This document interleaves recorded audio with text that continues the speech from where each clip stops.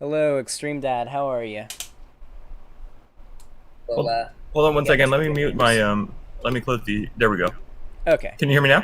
Yep, I hear you just fine.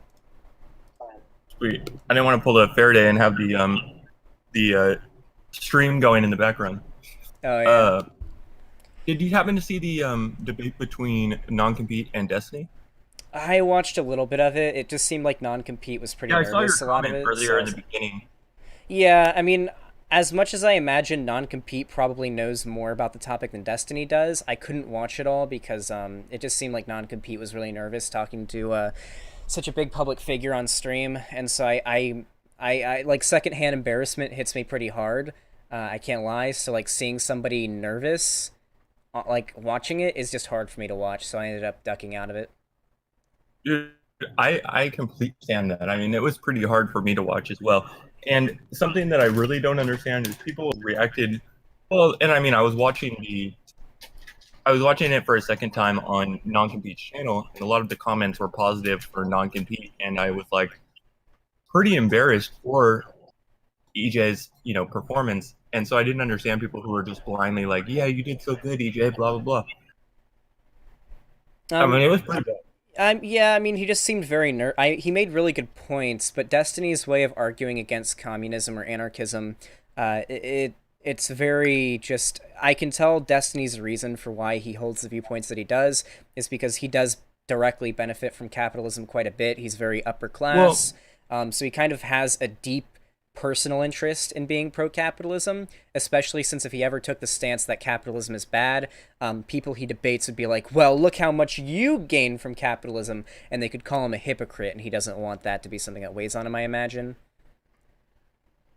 well, if EJ ever said anything bad about Vietnam, they could call him a criminal and lock him up, right? In Vietnam, Yeah. I don't know much about Vietnam's free speech policies, I'm gonna be Well, honest. well, here's the thing. There's a you can't criticize the government in Vietnam. So now when I watch EJ's channel, I have this like whole new look. How much do you guys agree, by the way? Like me and American Johnson. Yeah. Quite a bit. I've been on it as a guest on his live stream a couple times. He's a cool dude. I learned a lot about leftism from him, but it was sort of like an introductory, and I started doing my own research. I'm actually going to be reading when I hit 15K subs the bread book, The Conquest of Bread, on stream because people have been wanting me to do a lot more like reading of literature and theory. But I mean, Sure. I agree quite a bit with him. So I wonder how much you agree with his takes on the destruction of America or the America is bad kind of narrative. Like, what do you mean by destruction of America? So EJ does want America to be destroyed. I mean, I don't think that there's any getting around that, What do you mean by destroyed? as in no longer existing. So there's a difference between saying the government structure of America being destroyed and like the people, the land, and whatnot being destroyed. Like that's kind of strong language. When you hear someone say America should be destroyed, you're gonna think, well, maybe we should nuke it or something. But the idea of dismantling the government and not, hurting any citizens or anything like that is very different than like destruction of like the land of America, and the people. Well, right, but I just mean like the nation itself, like America as a country. He would wants that to be destroyed and something for its people to rise in its place. Yeah, so here's the thing. I'm pretty sure EJ is an anarchist, right? Chat can An inform me. anarcho-communist, I think. Okay, yeah. So generally the idea is you would dismantle all large countries, governments, large power structures, because from his point of view and mine as well, these large power structures end up contributing a lot of to a lot of the problems in the world, and so taking these down and allowing people to build their own, ideally communist societies is what seems to be his ideal worldview. It's not so much of like, oh, you're gonna storm in and kill everybody and destroy the country. It's take down the large government and let people build up their own thing. And you're a conservative. You should be pro small government. I imagine you aren't in favor of large imperialist, massive governments, right? while being small government, I'm not pro revolution, Well, how else would you get? Isn't aren't you? Are you pro Second Amendment? of course, but Well, there's why? a big difference Wait, between wait, Second wait. Amendment and But protecting why? yourself, No, no, no. Why are you pro Second Amendment though? because there's a big difference between protecting yourself and attacking people because you have a workplace dispute. No, okay. So the idea of the Second Amendment, I actually have right here. I keep it right next to me, a pocket constitution, right here. So I'll go ahead and I'll explain what the reason why the Second Amendment is so important. A well-regulated militia being necessary for the security of a free state, the right of the people to keep and bear arms shall not be infringed. The idea is that the citizens of America would be able to own and keep arms in order to form a organized militia in order to fight against fascism. That's what the American Revolution was.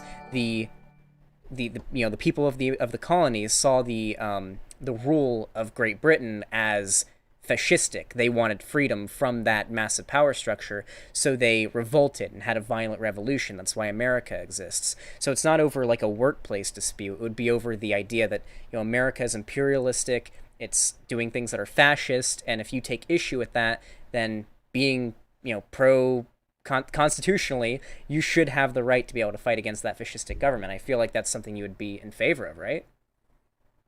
There's a big difference.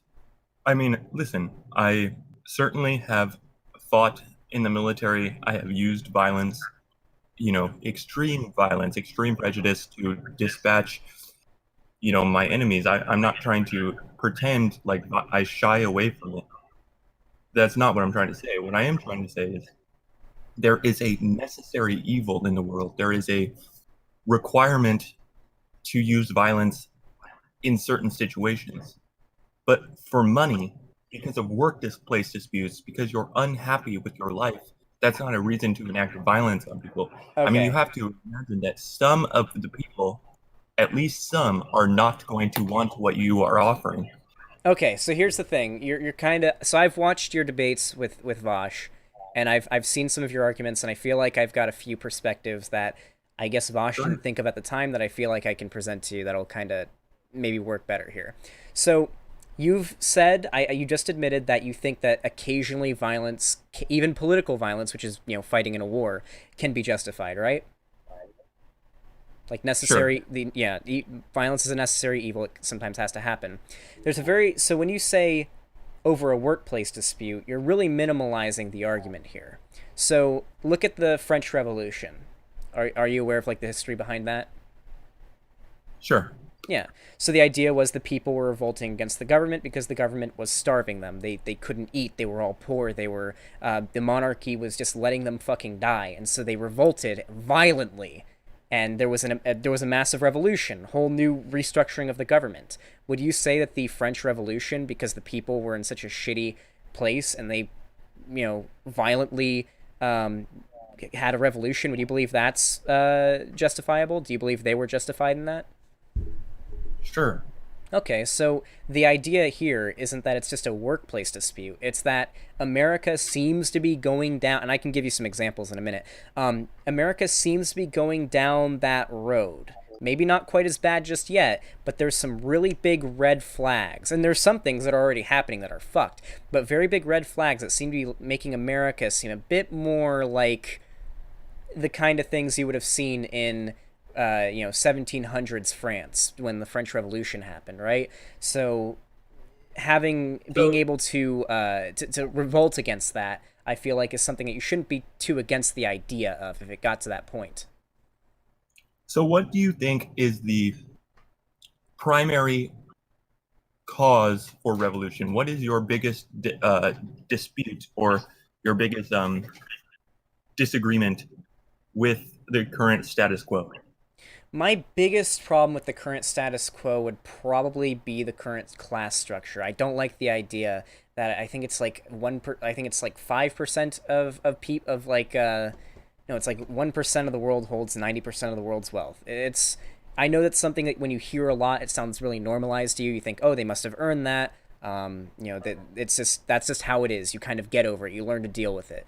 But when you really think about it, when you really understand the issue here, it sounds way more fucked than it does. Why does a family that's been rich since, over 100 years ago, and they've just hoarded the wealth down through generations, and they've just invested and done all this shit, why does 1% deserve all of the wealth while everyone else is being exploited for their labor value by people who are born richer than them, and they have statistically no chance of ever getting to the point where they can work their way up the ladder to be at a more prosperous level? And even then, there's people who are exploiting their labor, even if they're a manager.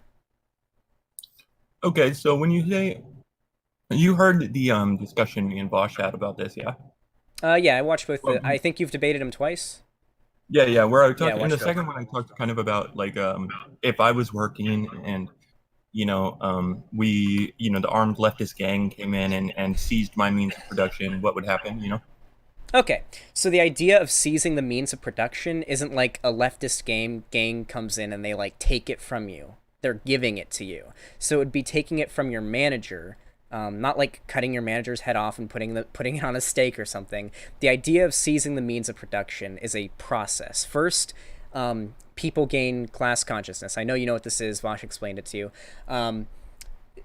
People start to realize like, hey, I'm getting fucked over. And so then there would be a revolution. Now the thing is, leftist violence is not aimed ever at civilians. Leftist violence, the leftist ideology, goes against power structures. So it'd be like attacking maybe police at the most. You're not going to be hurt or anything. And the idea is that the means of production, being the materials, the supplies, and whatnot that are used to create products, are taken from the large power structures, the large corporations and whatnot, and are given to the actual workers. And now that if you were like one of these workers, you would be given just as much of a slice of the cake as every single one of your other workers. Now, if you and your workers decided, hey, you know what, we do probably need somebody to make all the decisions because there might be someone who's way more qualified than all of us, how about we democratically elect somebody to make those decisions? And on top of that, and they wouldn't get paid any more than you do, but a bit of the money would probably go aside to pay for expenses, obviously. But the idea is that you have a democratic decision of what happens in the workplace. The money is equally split. You get paid for what you're doing. You get the value of your effort back.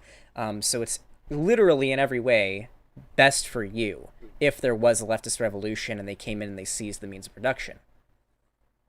But in a lot of ways, I think so. When I look at the here's a great example, and I'm glad you said that. A great example is the family leave. We just signed a thing in my state for paid family leave, right? Mm-hmm. And my girlfriend, who is a hopeful of getting a new job, she's trying to find a job right now, and she's pretty young and pretty inexperienced. But the thing is that she was like, "Why is that not a good thing?" And I told her, I was like, "Now you have to deal with that liability. You have to take on the responsibility of being a person who might take 3 months of paid family leave. And that puts a lot of liability on you as a person and a lot of responsibility on you as a person, as a worker. So if a company is going to hire you, they have to take that under consideration. So Well, it sounds like with that's one of the fucked up things about capitalism. That means people like women who can get paid maternity leave become less valuable to a company, and they have a harder time getting employed. They're less valuable than a male employee would be. That's why capitalism sucks. Under a without capitalism being a thing, if we're in a different system, then the value of a person isn't going to be based on, oh, can they have a baby? Will they become less valuable? what is it going to be based on? It'd be based on your labor value. It depends on what you do. So, for example, if you're an unskilled worker and you dig ditches and stuff for a living, you're still valuable. People need to do that work. People need to be digging the ditches and working on the sewers. But if you're a doctor, then your value is higher. But you're not going to be, a doctor would get paid however much people are willing to offer, but Isn't nobody that who kind of an works at the unjust bottom. hierarchy? Hold on. Nobody who gets like works at the bottom of the barrel, like digging ditches and whatnot, isn't getting paid a living wage, because that's what's happening now. People who do that shit aren't paid a living wage generally. but the idea, there's different theories for how this would work out. Unfortunately, we don't have that system, so it's theoretical. Um, like, what would a doctor get paid? Who has like very high labor value? Would they get paid a lot more than people on the bottom? Can't really say. Do I think that's what they should happen? Sure. I don't think they should be paid like enough to live in a mansion compared to everybody else, but I do think that their labor value should be compensated appropriately. The problem is, Now, while they may be compensated quite a bit nowadays, most workers are not. now here's the thing. Isn't that a type of unjust hierarchy? It wouldn't be unjust. If Uh, your labor value is being appropriately compensated for, if you're being paid according to your labor value, that's not unjust. My problem, the reason why I see the hierarchy, and most people who are leftists see the current hierarchy as unjust, is because people who are on the lower side of the ladder can't even make a living wage without working, two jobs. That isn't what should be happening. That is unjust. They aren't being paid how much their labor is worth. okay. So the thing about this is mentioned that you might be you might be killing a few cops. I forget exactly how you said it, but I'm not trying to demonize you. I'm just asking, what do you think is the first step in revolution? What do you do first? The first step is obviously class consciousness. When you want to identify a problem, people have to, or if you want to fight a problem, people have to actually identify that it exists first. You have to educate people like, hey, guess what? You know how you work two jobs? You shouldn't have to do that. The labor you're already contributing to your one job is making your employer like way more money than you're getting out of it. So first you get people to understand there's a problem. And it might take a while. But then after that, once people start to realize there's an issue there, it starts to escalate. They start to realize there other ways they're getting fucked over by the current system. Till it gets and this happens usually collectively as a society. It's not going to be like, oh, just the leftists figure it out and then they all decide to revolt and you're just sitting there like, well, what the fuck? I don't want my means of production to be seized. I'm perfectly fine with what's going on now. That's generally not what happens. The majority, hey guys, be nice in chat. The society as a whole would kind of gain class consciousness. That's what I do personally. I don't go out and punch cops on the street, even though my name's Pig Puncher. I try to educate people. I try to spread class consciousness so that one day when the society as a whole decides, hey, revolution time, that first step's already been taken. And what is that? What is when we decide that it's the revolution time? It's revolution time. What is that first step? That first escalation of violence? It depends. So, for example, you could consider it's already happening. I personally don't think it is. Hey, I can kind of hear the stream in the background. Could you mute it? Yeah, it should be closed now, but Okay. go ahead. I didn't know what I don't know where that echo came from, but go ahead. It should be fine now. Okay, cool. So yeah, basically, some people might already say it's happened. For example, what was his name? Willem van Sprozen, I think. He ended up Molotoving, or like he tried to shoot up an ice facility. He didn't actually kill anybody. He didn't plan on hurting any like civilians or anything. He was going to try to break out as many detained immigrants as possible without hurting anybody, obviously. But he ended up getting shot to death. That could already be considered like the first step. That could already be like the revolution could be happening now, and that's what you would consider it. Or maybe it's at the point where people are like forming mobs and they're attacking cops in the street. The idea of like when does a revolution start? You can't really pin that down, you know what I mean? Like, it's what do you consider to be revolution? I would say, in my opinion, Larry Banks, thank you for the $1. I'll read that in a minute. I would consider, in my opinion, the first step of a revolution to be when protests are happening and they're violent, but they're across the board. Like, we're not saying just, oh, occasionally an Antifa riot happens. I'm talking like several times a week there are massive riots attacking power structures that are happening, attacking the cops, throwing bricks through the HQs of like big corporations and whatnot, things like that. So, and the end goal, of course, is dismantling the state and these communist societies form kind of naturally. Yeah, so here's the thing. If people gain class consciousness and they revolt and they have a revolution, they tear down the massive power structure and they rebuild their own, chances are, since they've just, escaped and revolted from like a fascistic power structure, they aren't just going to go and create a new one. If they do, then the people will eventually revolt again. It's happened throughout history. It'll happen again. But theoretically speaking, they wouldn't just form a new fascist state. And what do you think that you do you think that there would be a problem with the conservatives or the right wing essentially rising up and doing the exact same thing for a different motive? I really don't like.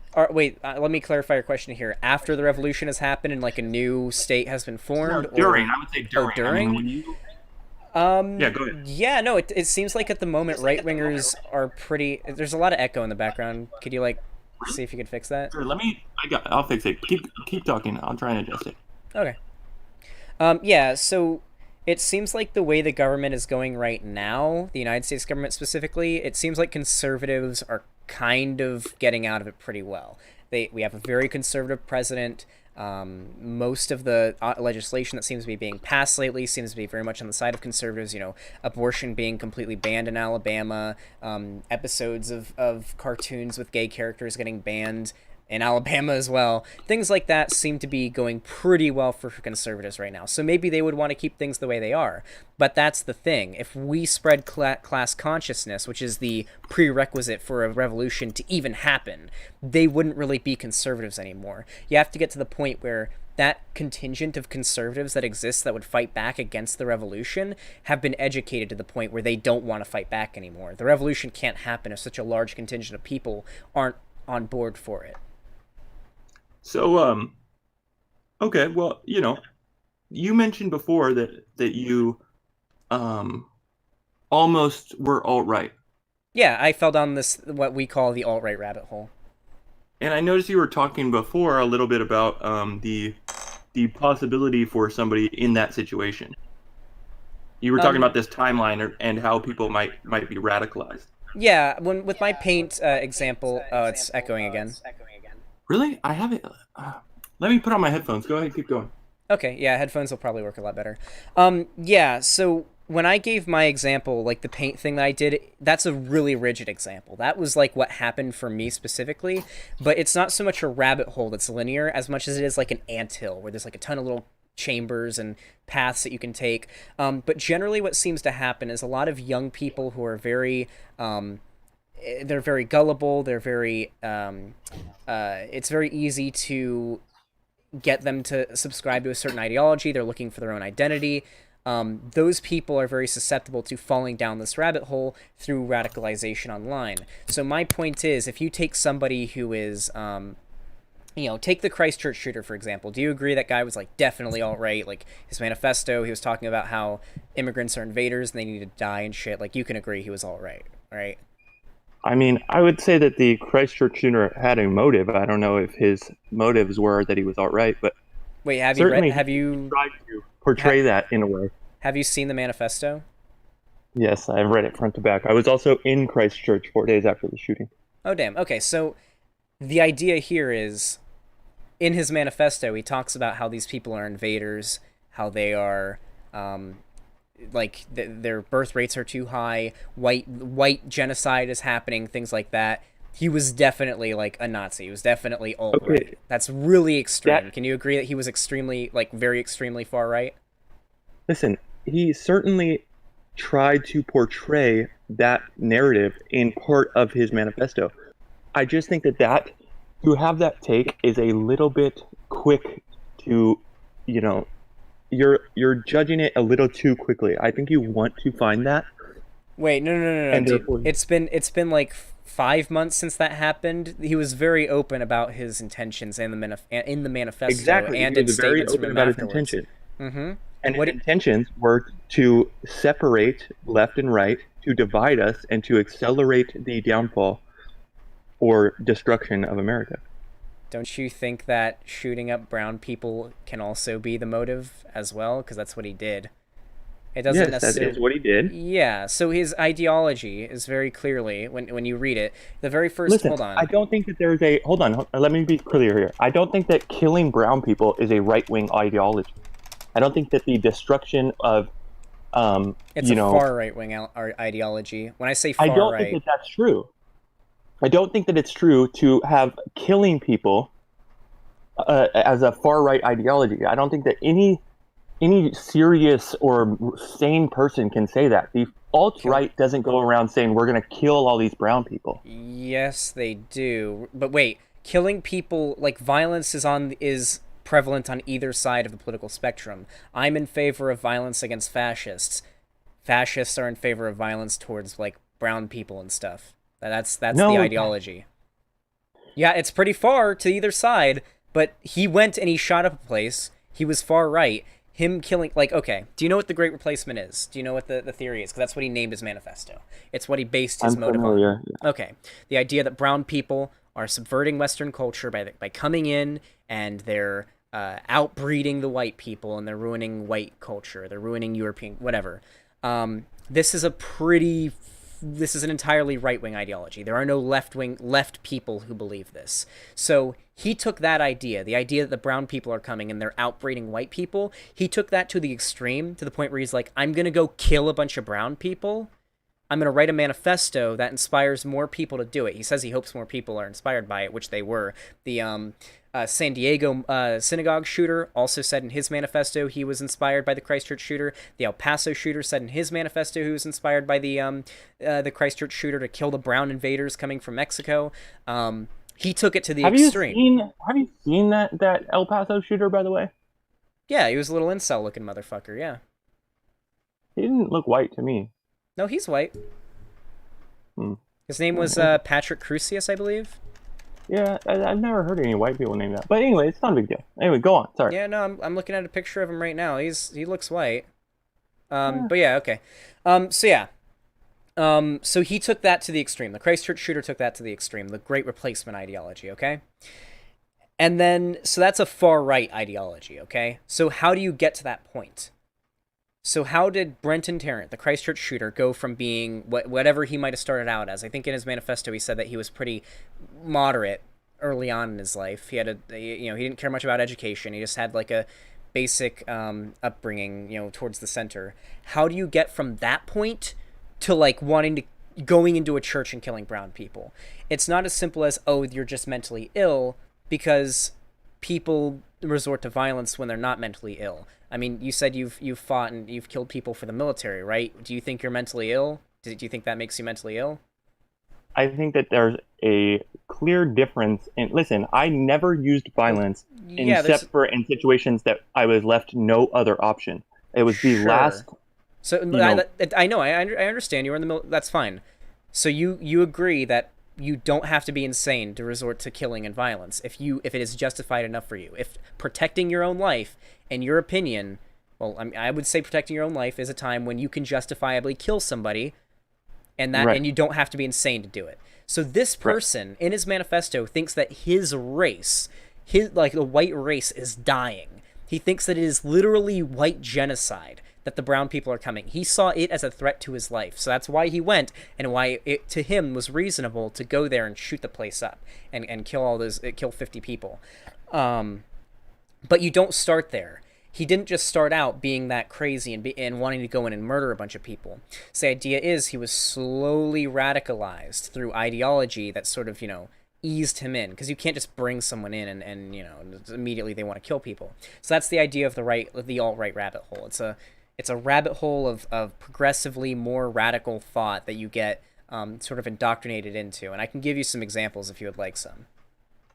Well, I mean, yeah, that'd be fine. But here's the thing, though. It's disingenuous and just kind of not really fair to say that the alt-right is advocating or in any way related to or represented by people who go on these killing sprees.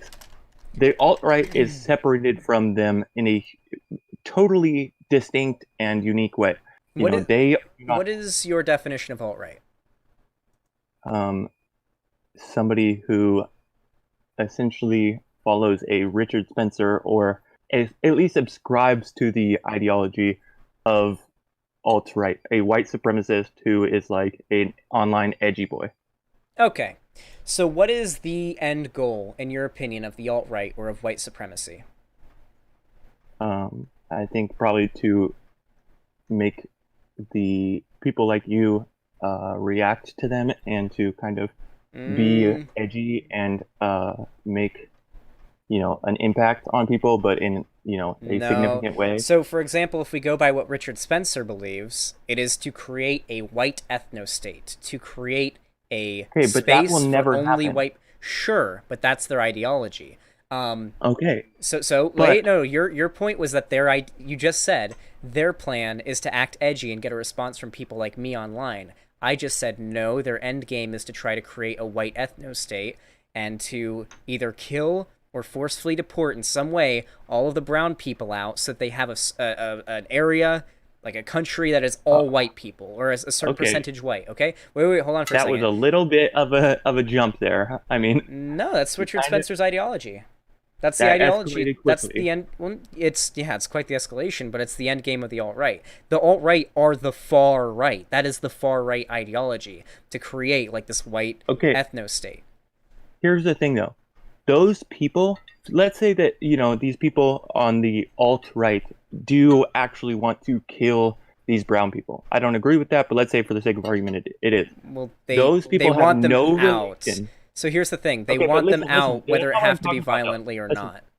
those people have no relation to the right wing. You could almost call them alt-white. It's like they don't have any relation to right-wing politics or conservatism or anything. To say that they're alt-right demonizes the rest of the people who don't believe that stuff because those Then people are obviously doing it for whatever reason and it's never going to happen. then why do they call themselves alt right? That's a good question. Why do you call them alt-right? It It's like doesn't matter. I know call them alt right you because they called themselves alt right. You do know where the term alt right came from.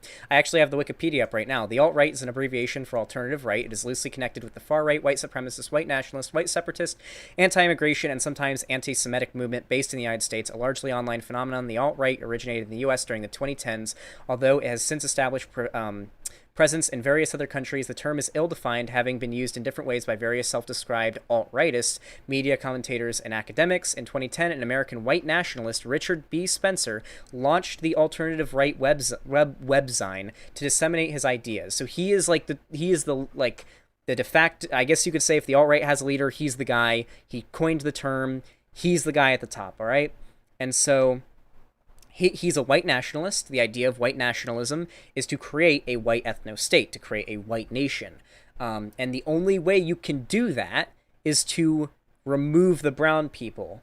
And the brown people generally aren't going to want to leave voluntarily, so you have to do it violently. The end game of the alt right, people who call themselves alt right, is to remove the brown people, create a white ethno state, and do it by any means necessary. And clearly, the Christchurch shooter believed the means necessary was to go into a mosque, shoot 50 people, create a manifesto that would inspire, and did, inspire several more people to do the same thing and try to spread this ideology to the mainstream.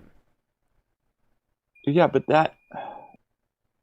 okay, that is a little bit first of all, a little bit off topic, but the thing is that even still, these people have nothing to do with right-wing ideology.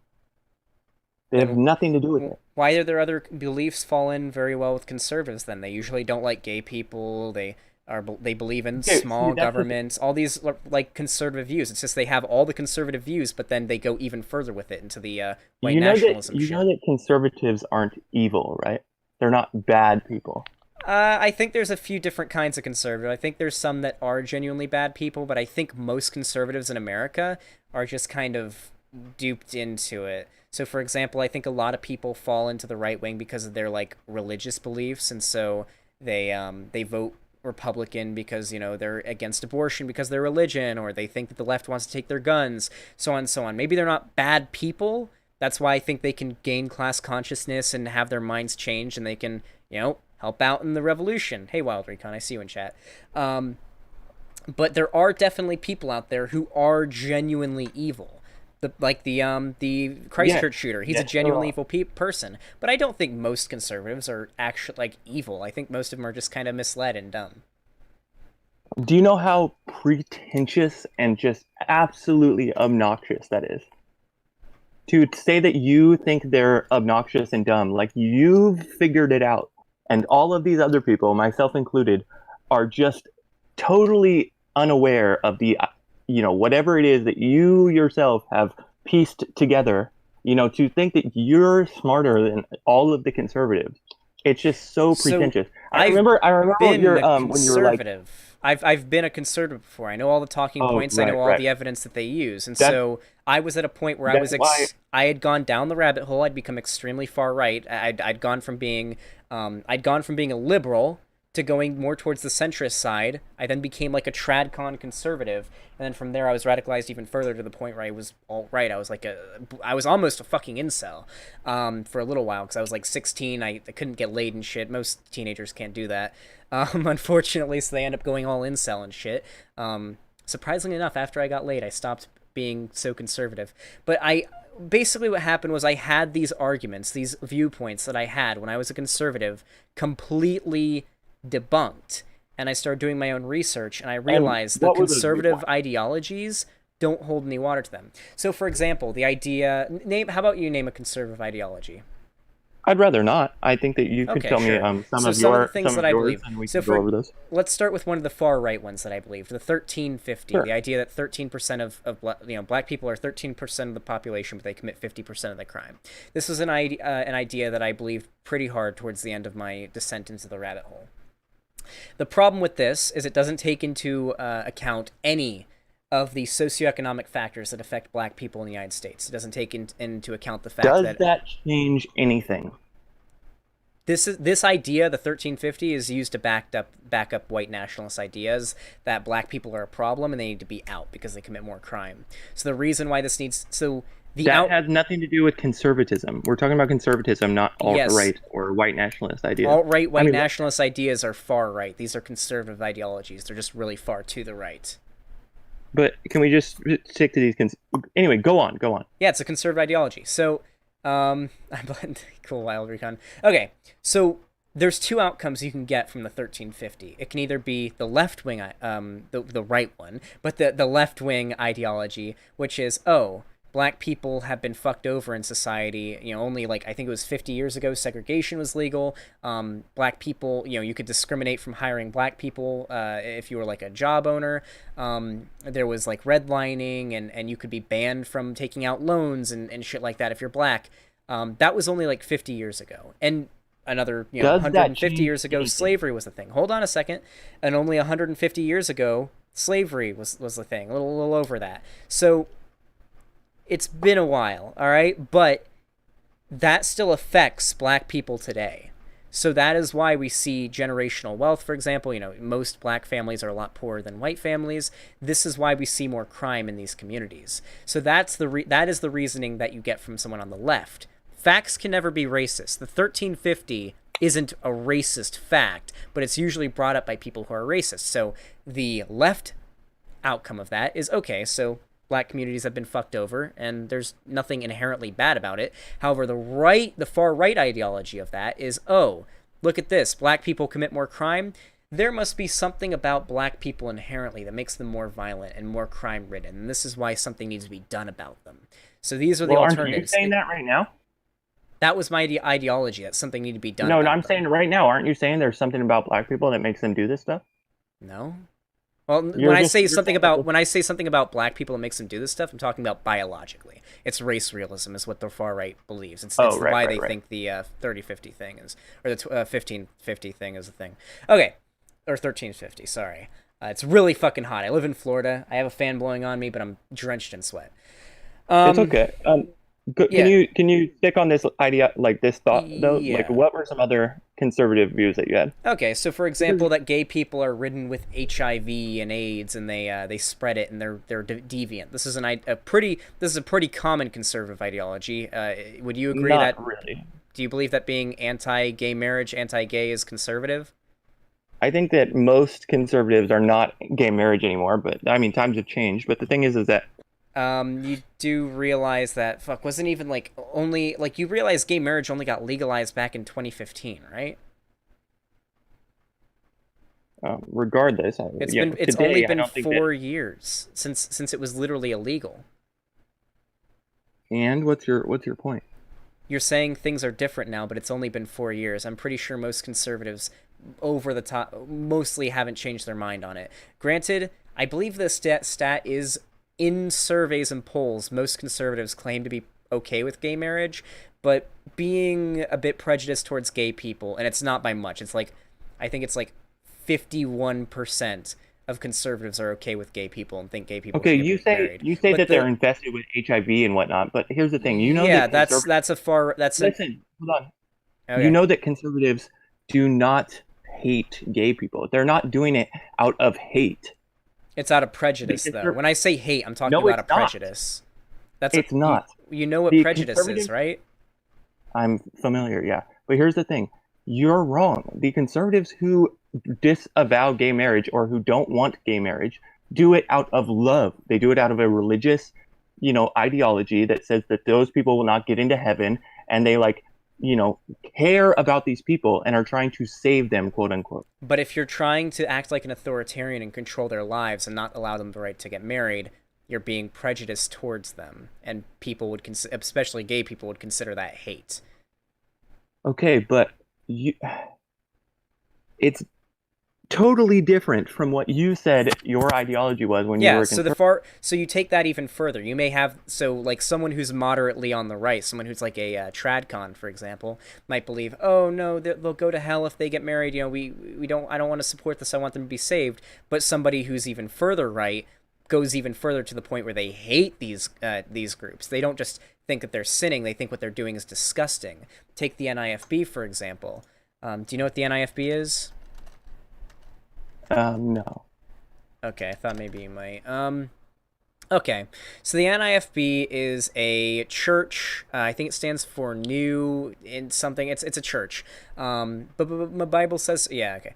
They're a church and they claim that yes, gay people are going to hell and they're sinning. But their like main reason for this is oh they're disgusting. They fuck each other in the ass. That's it's not just sinning. It's disgusting. That's like the next That's step. you putting that onto it. Not only are they sinners, but they're also they see them as disgusting. They see them as subhuman, and they carry AIDS, and they're deviants. They're That's sexual deviants. This you is a saying that. no. That's a far right Nobody idea. believes that. No, no. Lots of people believe that. As a matter of fact, dude, this is a I'm far talking right about ideology. conservative. Conservative. That is a conservative idea. Wait, you realize that conservative is a viewpoint. If you're conservative, you're on the right, and you go further to the right depending on how conservative your views are. So when you say conservative, this encompasses all conservatives. You need to talk about what kind of conservative we're talking about here. I'm just trying to understand what you believe because I think that saying that you are part of the right is extremely deceptive and extremely damaging because your audience trusts you to I give was them part of the a right. viewpoint. Yeah, no, okay, Yeah. so listen. It was a like I said, it's a rabbit hole. I started out as being on the left. I was well, on the left, I mean, I was a liberal, okay, which is pretty center considered when you consider the politics of the rest of the world. And I was pulled down to the point where at one point I was a centrist, and then I started to become a tradcon. And when I was a tradcon, I had taken what we call the God pill. I had gone from being an atheist to being religious because I started to believe in God and whatnot. I was like, oh, what's the point of life if there's no God? And so my beliefs for why I didn't think gay people should get married when I was a tradcon was, oh, it's a sin. But then from there, it got more radicalized. You know, the more I kind of fell down this rabbit hole, it went from just being like, oh, so they're sinning to, oh, they're disgusting. They spread, they're ridden with HIV and AIDS, and they're sexual deviants. That's like the next step if you go further right. That it's a rabbit hole. You go further. It's like a have you ever used an abacus before? No. It's like the old style calculator where you move the beads from left to right.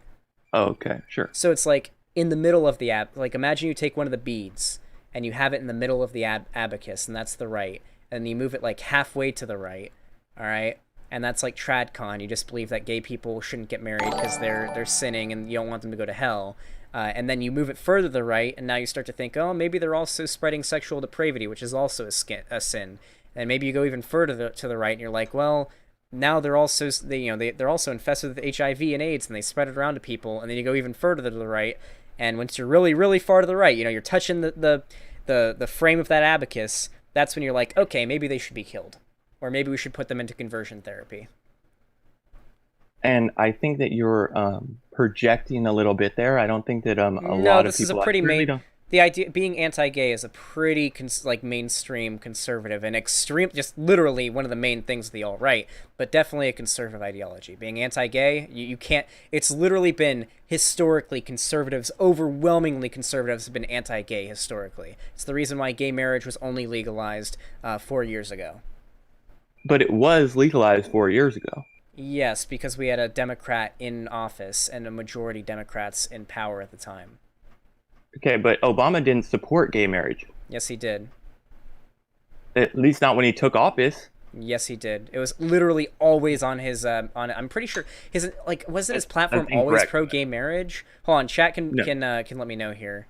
I'm pretty sure Donald he's always Trump been. was the only admit Donald Trump was the first president to openly support gay marriage when he went into office.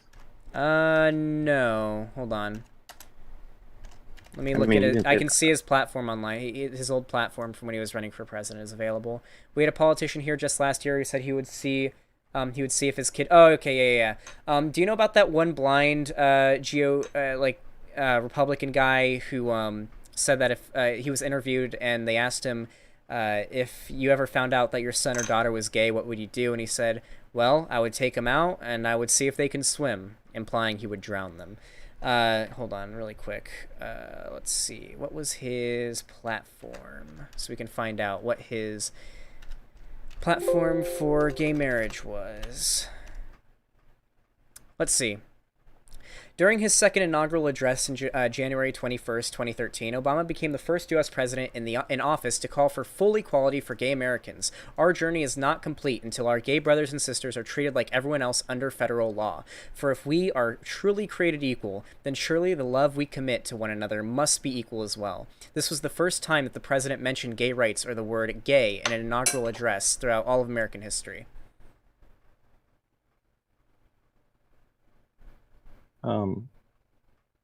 Yeah, I mean, anyway, the point is well, I don't think that's the point. The only reason gay marriage was ever legalized in 2015 was because we had a Democrat president and a majority left-leaning power structure where that was able to get passed. Gay marriage was able to get passed. I don't think that's true. It's not like you had staunch opposition from the conservatives. Listen, I'm telling you that conservatives support gay marriage. No, they barely do. Like polled conservatives, only I think it's 51% of them are pro gay marriage. It's a very close to 50-50 split. It's 51% of them. It's very much contended, but on the left, it's almost entirely consensus that gay people should be able to get married. Okay, well, can we? Like I said, here's the thing. I have a point here. So can you give me at least one more of your ideology when you were a conservative? Okay, because I'm building up to something. Do you think capitalism being good is a conservative ideology? I mean, let's try to not do economics right now because that's an entirely different conversation. Because I love talking about economics. Okay, we'll go with social ideas. How about that? Yeah.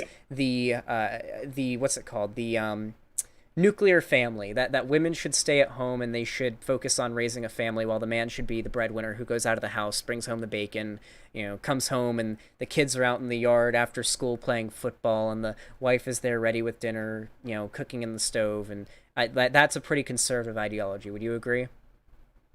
That's a good example. Let's go with that. So here's the thing. Go ahead. If you want to touch on it or I can go if you want. Okay. So this is an idea that I find to be kind of fascistic if this is what you want to push authoritarianly. It seems like conservatives seem to want... Hold on, somebody just sent me a fact sheet, changing attitudes on gay marriage. Okay, cool, I'll bring that up in a minute. Wait, 37% of Republicans support gay marriage according to the Pew Research data? Wait, 37%? I thought it was like 51%. Okay, never mind. Apparently it's Okay, so the Pew Research study seems to show that it's actually 30. Oh, wow. So, okay, so Americans in 2004, okay, never mind. So in 2004, Americans opposed same-sex marriage by a margin of 60% to 31. Damn, since 2004. It's not too long ago either. Yeah, okay, so the idea that this like nuclear family thing needs to be upheld, that you need to have, your two-parent household with when the mom stays home and doesn't work. It seems like conservatives seem to try to put roadblocks in the way for women seeking out careers rather than staying at home, while they more so encourage men to be the breadwinners of the household. Do you agree with that? Um, I mean, I understand what you're saying. I mean, I don't necessarily agree with it, but I do understand what you're saying. Now, Wait, here's wait, the wait, thing. wait, wait, wait, What wait, wait. So do you agree that this is a conservative ideology? The idea that there should be the nuclear well family. that's what I'm going to get into. I think that conservatives do, yeah, sure, in a way. I mean, but not in the way that you're saying. See, you're trying to paint all of your conservative ideas Wait, as being demonic. You're trying to say you had no? bad ideas. Yeah, I'm saying they were bad ideas. I'm not saying they're demonic. I wouldn't go that far. I was just saying they're Well, not substantiated by reality. right. And to think that all of the conservative views are not substantiated by reality, to think that there's nothing correct about being conservative and all of the ideas are bad, evil things like what you're saying, is just so incredibly asinine that it almost begs, you know, incredibly So you don't think there's a complex right. and So stupid you're question. you're a conservative, right? Yes. So you don't think the left is wrong? I think that they're wrong on some things and that they have some things right. I mean, nobody is 100% wrong. I mean, I that would personally be think I personally think the right is 100% wrong. On I can't think of anything that I can think of the right being right on, because generally anything at the right and the left, that the right is correct on, the left agrees with it. And it's just something that kind of reaches across the aisle and they shake hands on, like, okay, both these things are bad or good. Name something that you think about the left that's good. Like, what do you agree with from the left? Because I want to see like where we kind of line up.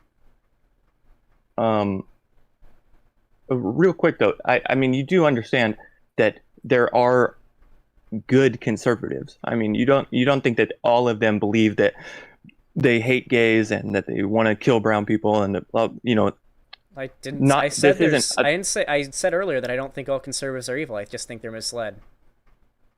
I said there's but even do you think that all there's even a conservatives pipeline of believe these things? radicalization that sends people who are naive and don't know better down a pipeline, they can have their minds changed. That's what I do on my channel. I try to change people's minds. I try to educate But people. My ideology isn't just go out and kill every conservative you see. They're all evil, they're bad people, their minds can't be changed. No, that's not what I do. no, but I here's try the to reach thing. out to You people and change their minds, because I don't think conservatives are evil. I think they just need to be educated. But when you try to do this whole I used to be conservative thing, you're appealing to your experience as an authority. So you're saying that, listen, guys, I know, I understand because I've been there. I was there. I know what these people think. I know how they act. I can tell you about it. And I'm telling you that they're bad. And you're alienating your people from ever understanding or accepting reality. So I here's the mean, the thing. reality is that right wing. So when I say Go that ahead. I was conservative, my views were extremely influenced by large right-wing figures. People like Richard Spencer, people like Alex Jones, people like Paul Joseph Watson or Gavin McInnes, people who have massive fan bases who agree with them, whose opinions are also influenced by these individuals. So when I believed these things, I know that these views are very popular. They're held by a lot of other people because I was influenced and I got these views from large public figures. Yeah, Rush Limbaugh towards the middle when I was, kind of tradcon, for example. So, um, I think that that's incredibly naive to say. I mean, you you kind of have to accept reality at some Well, point and yeah, understand I that was a naive teenager. these. That's how I was pulled down the rabbit hole. No, I understand what you're saying, that there's like good things on both sides, but generally the left seem, in every case I can think of, if there's something that the right believes that's good, the left tends to agree with it, unless they're a liberal. Liberals are terrible. Leftists at least seem to agree with it. It seems like the right, most of the views that the right have, except for the ones that I agree with, that the leftists agree with are pretty fucking misled. And if you go even further, then they're straight up evil. Shooting up brown people and whatnot. You know what I mean? Um, Not exactly, but let's move on. The nuclear family you were saying, right? Sure, yeah. The idea of the nuclear family is a conservative ideology. Or well, I guess I've made my point. That's what I was building up to, is the fact that you only believe things that are negative about the right wing. You don't believe, like, you didn't give me anything that you believed that was good or that was inherently not evil, you know? I said I don't You weren't think. like, Wait, I said I don't think most people on the right are evil. I think they're just misled. no, I understand that, but when I asked you for some of your ideologies that you had when you were a conservative, just like Faraday, you only listed things that were bad. Sure, yes, because I still hold. Because the views that I got as a conservative are bad. That's why I don't believe them anymore.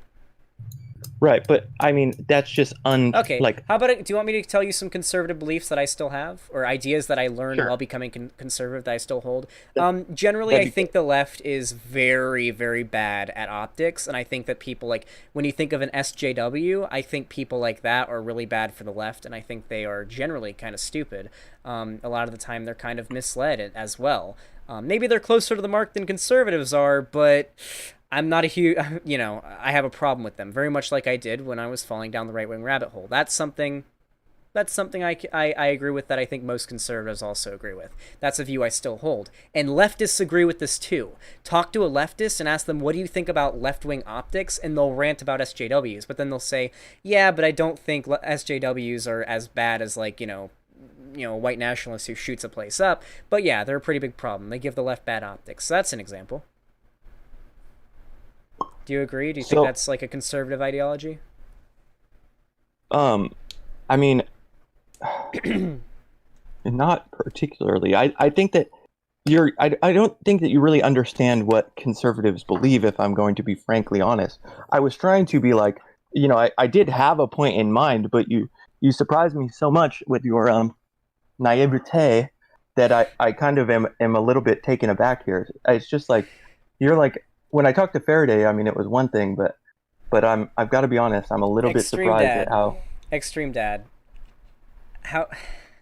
Listen, you're I watched your what debates with Vosh. When we talk about naivete, I gotta what do you think that I did? What do you think? What's something that you think that I was incorrect about? definitely trans people as a whole. When you talked about how you think we're gonna look back at this as something being barbaric, the idea of people being able to, How can I uh, be incorrect about that? you're very incorrect about it. So, for example, let's hold on. Don't worry, guy. I'm not kicking. I'm not kicking him. Don't worry. So let's talk about gender and sex. When it comes to transgenderism, the consensus in the scientific community is that transgender people are valid. That there is a diagnosable mental um, mental state of existence called gender dysphoria, that can be diagnosed by medical professionals, and that the consensus of treatment for this is transitioning to fall in line with the gender that you identify with, and to do what you see as being, taking HRTs, for example, trying to transitioning. Um, that is the treatment for gender dysphoria. You think that's barbaric when that's not what the No, scientific that community isn't what I agrees. said. I said that I think that history will look back and think that it is barbaric. Now, I said, So you don't admittingly, wait, but literally, so you don't think it's listen, barbaric. Wait, so do you you don't think that think? I'm motivated by a hate? Do you think that I'm motivated by No, I think a you're. I desire for. think no, I think you're just motivated by misunderstanding. Okay, listen, the only thing that motivates me is caring about other people and wanting the people who are sick or hurting to get the best possible treatment. That is the Sure. only So reason if why the I say that. scientific community thinks the best possible treatment is for them to do what they want to do and transition, why do you have a problem with that? Because there's very little in the scientific community to suggest that. No, there's not. Hold on. Let's get out the. Hold on. Actually, chat. Uh, you guys Listen, want to and drop some links? I totally admit that that is an opinion that I hold. It is my Well, personal, it's me no. The being me, wait, wait. just Your opinion. speculating. Your opinion can't be the scientific community doesn't agree on this, or there's very little No. consensus. The scientific That community history will look back. overwhelmingly agrees that transitioning is the treatment for gender dysphoria. That is What the I'm treatment. saying is that in the future, history will look back on that quote unquote scientific community and think that they were barbaric. They think that they were butchering these people. I How is think it that history butchering? will not look Wait, kindly wait? on. Hold on. How is it butchering? Do you know what it's like to? Do you know what transitioning is like when you get a gender like a what we? I guess the term is bottom like HRT or sorry what's SRS? Do you No, know? I don't. Do you But I know? imagine that It these is people not. are Listen. hurting. No, listen. It's not butchering. I've seen how the process is done. Have you gotten surgery before? I've had some surgeries, yeah. Okay, yeah, it's done quite professionally. It's not barbaric. Nothing is getting chopped off or mutilated or maimed. It's a very involved, very refined procedure. And when it's done, from what I've seen, you can't tell. You can't tell, like, for example, for a trans woman who's gotten SRS, you can't tell the difference between an artificial vagina and like a natural, like a vagina of like a cis woman. So it's not barbaric. Nothing's getting chopped or ripped into pieces. It's just not. This is what they choose to do because it is not only is it what the scientific community recommends, but it's what they're choosing to do. And if they're kept from doing it, they suffer from what is called well, we know what gender dysphoria is, but they suffer from Pew Forum. Oh no, that's an article you already sent me. Hold on. They suffer from depression and suicidal thoughts. There's very very bad outcomes if you keep people with gender dysphoria from transitioning. Listen, I said in my debate with Vosh that I think it's a free country and people should be able to do whatever they want to do. If somebody wants to be made to look like an alien and they're able to do that and afford it, they should be able to do that. If somebody wants to look like a woman, they should be able to do that. If somebody wants to look like a man, they should be able to do that. It is a free country. If they have Sure, but that's not wherewithal and the tolerance. mental fortitude, listen, if they have the mental fortitude to understand these things, then they should be able to do that. But just like you can't get a tattoo while drunk, or you can't get a piercing while high, you have to have the mental capacity to understand what you're doing in order to do it. You understand that transitioning can't be underdone without like literally a doctor has to say yes, this is what I like you have, like, for example, to get hormone pills, to get the surgery, you have to have like a doctor's note, basically. Like a medical professional has to say, yep, I diagnose you with gender dysphoria and this is what I advise should happen. I'm going to give you like it's like a doctor's note, and then you can get a prescription for hormones and whatnot. And that's how transitioning happens. It's not, oh, they're just deciding to do it because they want to. It's literally medical professionals are saying, this is what you need to do, otherwise you're going to suffer from this mental condition known as gender dysphoria, and it's going to lead you to suicide. This is what has to happen, or you'll fucking die. Okay, have you ever thought for a second that maybe something that I'm saying isn't inherently false? Like, have you ever thought for a second of just listening to what I'm saying and not just waiting to refute every word that comes out of my mouth? I don't think I've felt the need to refute everything you've said. The problem is you're seeming to act like there's an objective truth that we haven't figured out yet. That time will tell that there's like the true objective truth will be found someday, and the current objective truth of or what we see as the current objective truth of oh, trans people should transition will one day be looked back on as like, oh, this was barbaric, this is the wrong way. The problem is that's not how I come to conclusions about things. It's not how I form my opinions. How I form my opinion is, how does the current data, how does the current scientific community view this idea? What do the facts point to currently? Okay, they point to this. If that ever changes, if one day the scientific community decides, oh wait, as a matter of fact, here's a pill that cures gender dysphoria, or here's a treatment that cures gender dysphoria without transgender people ever having to transition. And then the medical community starts saying, actually, yeah, maybe this should be the alternative to transitioning. If that was somehow one day, it won't be, somehow one day the alternative that the scientific community and all the facts pointed to, then I'd agree with that. I'll change my mind whenever new facts come up. But currently, the scientific community, the consensus is trans people are valid, and the recommended treatment for gender dysphoria is to transition. Right, but like you Transrights. said, if new data came out, if the consensus changed, you change your mind. Yeah. I worry that the consensus will change and that these people will be permanently changed as well and unable to kind of change with the consensus.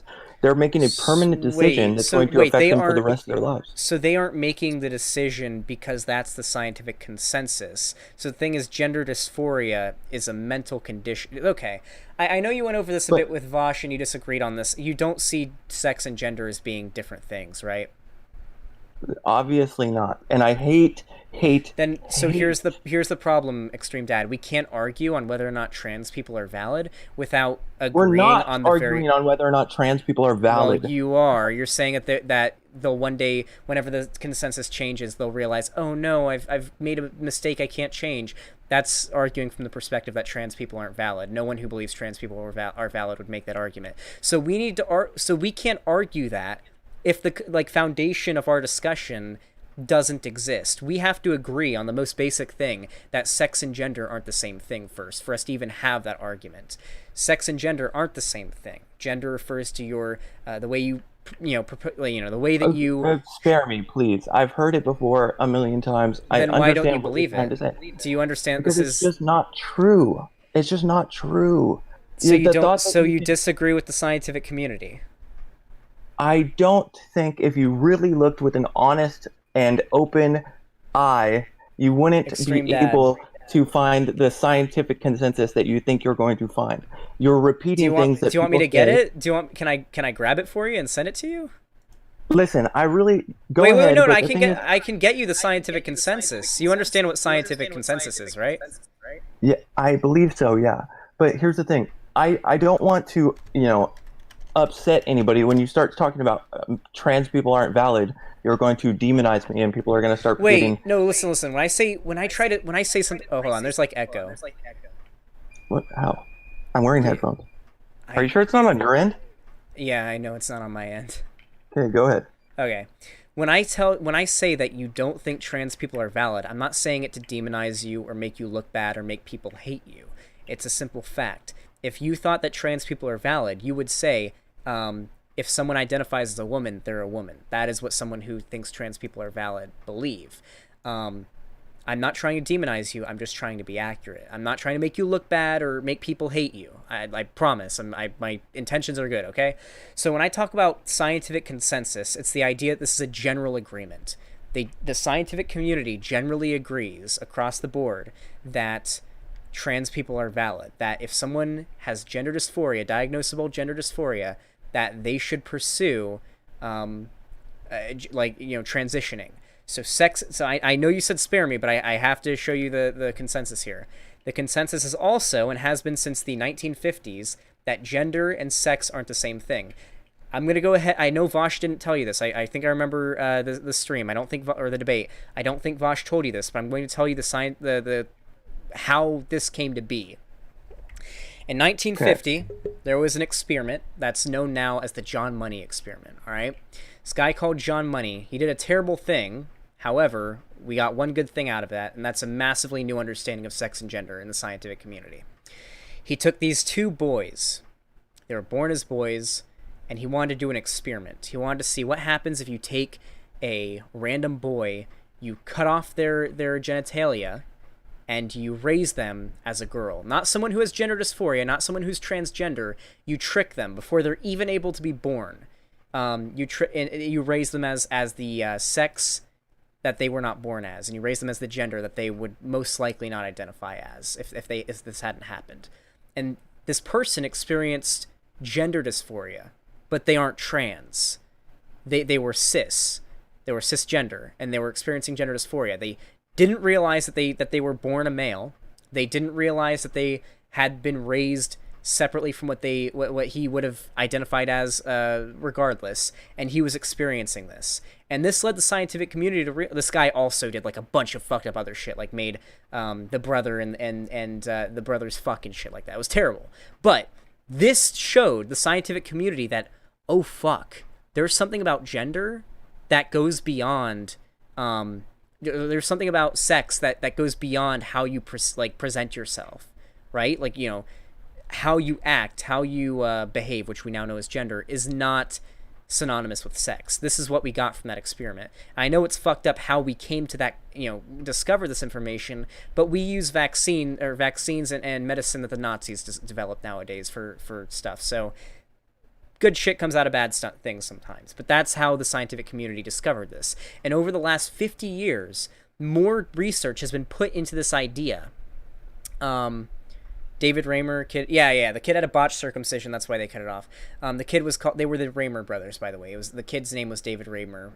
Eventually, the kid realized that they were truly a male and that they were a boy, and they identify now as a male.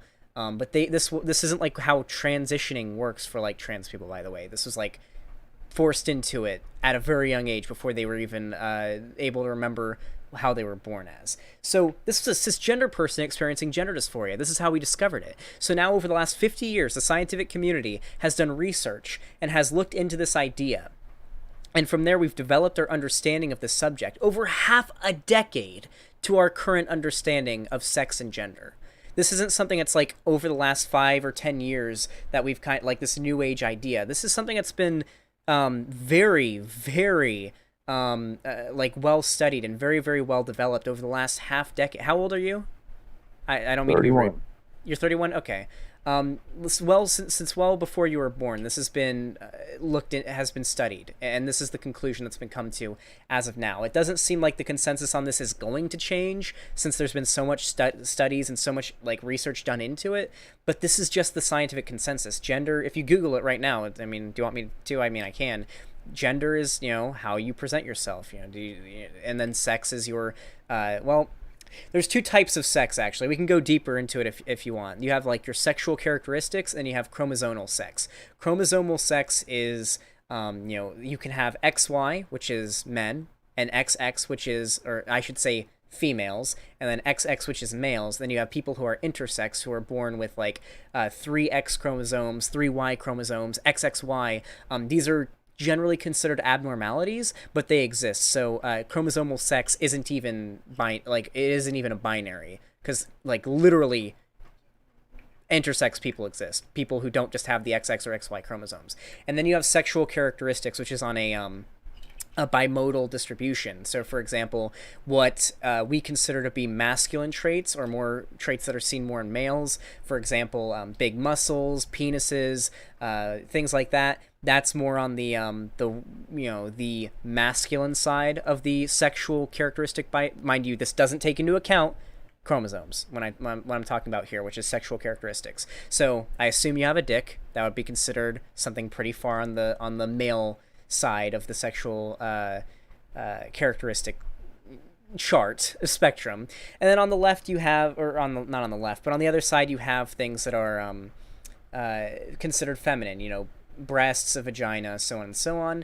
These are your sexual characteristics. And then you have gender, which is how you portray yourself to society. Do you wear dresses, or do you wear suits? Do you put on makeup, or do you not? And oh, you just muted yourself. I'm gonna wait for a second to see. No, I'm here. Keep going. Okay, I wanted to make sure you weren't like leaving. So, granted, gender has changed quite a bit over society. Like back in, I think, like the Spaniards, I think, back during the discovery of the United States by Spain, they wore what you would consider now to be extremely feminine clothes. They wore like feathers in their hair, and like frilly clothes and whatnot, and like basically dresses.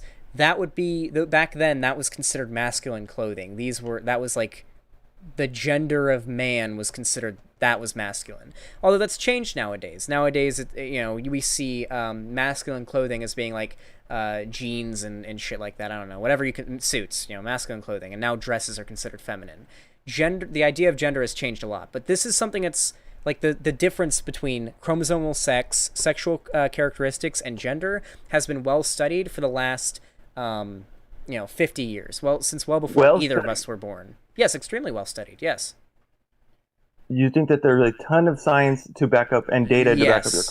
The idea of sex and gender is extremely important to humanity as a whole. It's been very well studied. Yes. It's been 50 years. 50 years, and there's not a more relevant study. Only the one from 50 years ago, No, I'm or not is that talking just the about. most No, no, prominent? no, no. I'm talking. No, it's not the most prominent either. I'm talking about the discovery of, oh shit, sex and gender aren't the same thing. Oh wait, there's some echo. That started 50 years ago. It's progressed over the last 50 years. More research has been done into it, and now the current scientific consensus is now built upon 50 years of research. So when it comes to gender and sex being different, it's not just something that's convenient for you to kind of manipulate. Because Vosh says that it's language related, not science related. Okay, So, so when he so here's the thing. Vosh tends to get into philosophy a lot with people that I don't think are really interested in it. So when we talk about it being language related, it's sort of a philosophical idea that language is socially constructed. We made language, you know. So when you think about gender, yes, it's socially constructed. Language is socially constructed. It's sort of a philosophical thing that isn't really important for this conversation, and I feel like to get into that, you kind of have to be way more inundated in the research and in these concepts. I feel like he kind of introduced that to you a little bit early, and it kind of sounded crazy to you because you're like, wait, what the fuck? We don't even agree on like half this shit, and now you're telling me this. No, but the idea that gender and sex are different things has been this current consensus has been built up upon 50 years of research, from across tons of different cultures. In fact, it's been studied everywhere from here in America to fucking Russia, although Russia tends to cut down on it because Russia really hates LGBT people. Yeah, it's been very well studied. So here's the problem: when you claim, well, I feel like eventually the scientific community is going to look back at, or people will just look back on this as being barbaric. It's like, well, you're speaking against the scientific consensus. This just seems to be. Oh wait, someone just sent me the different variations of intersexual, or like intersex.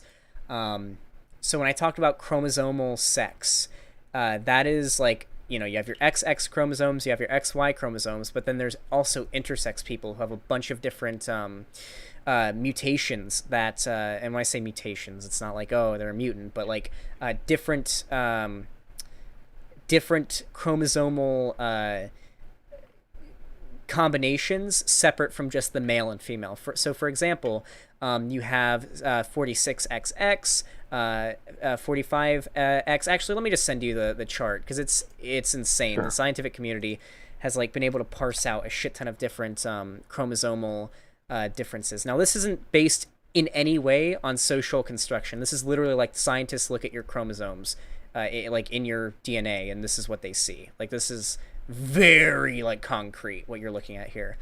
But I sent you the chart here. Right.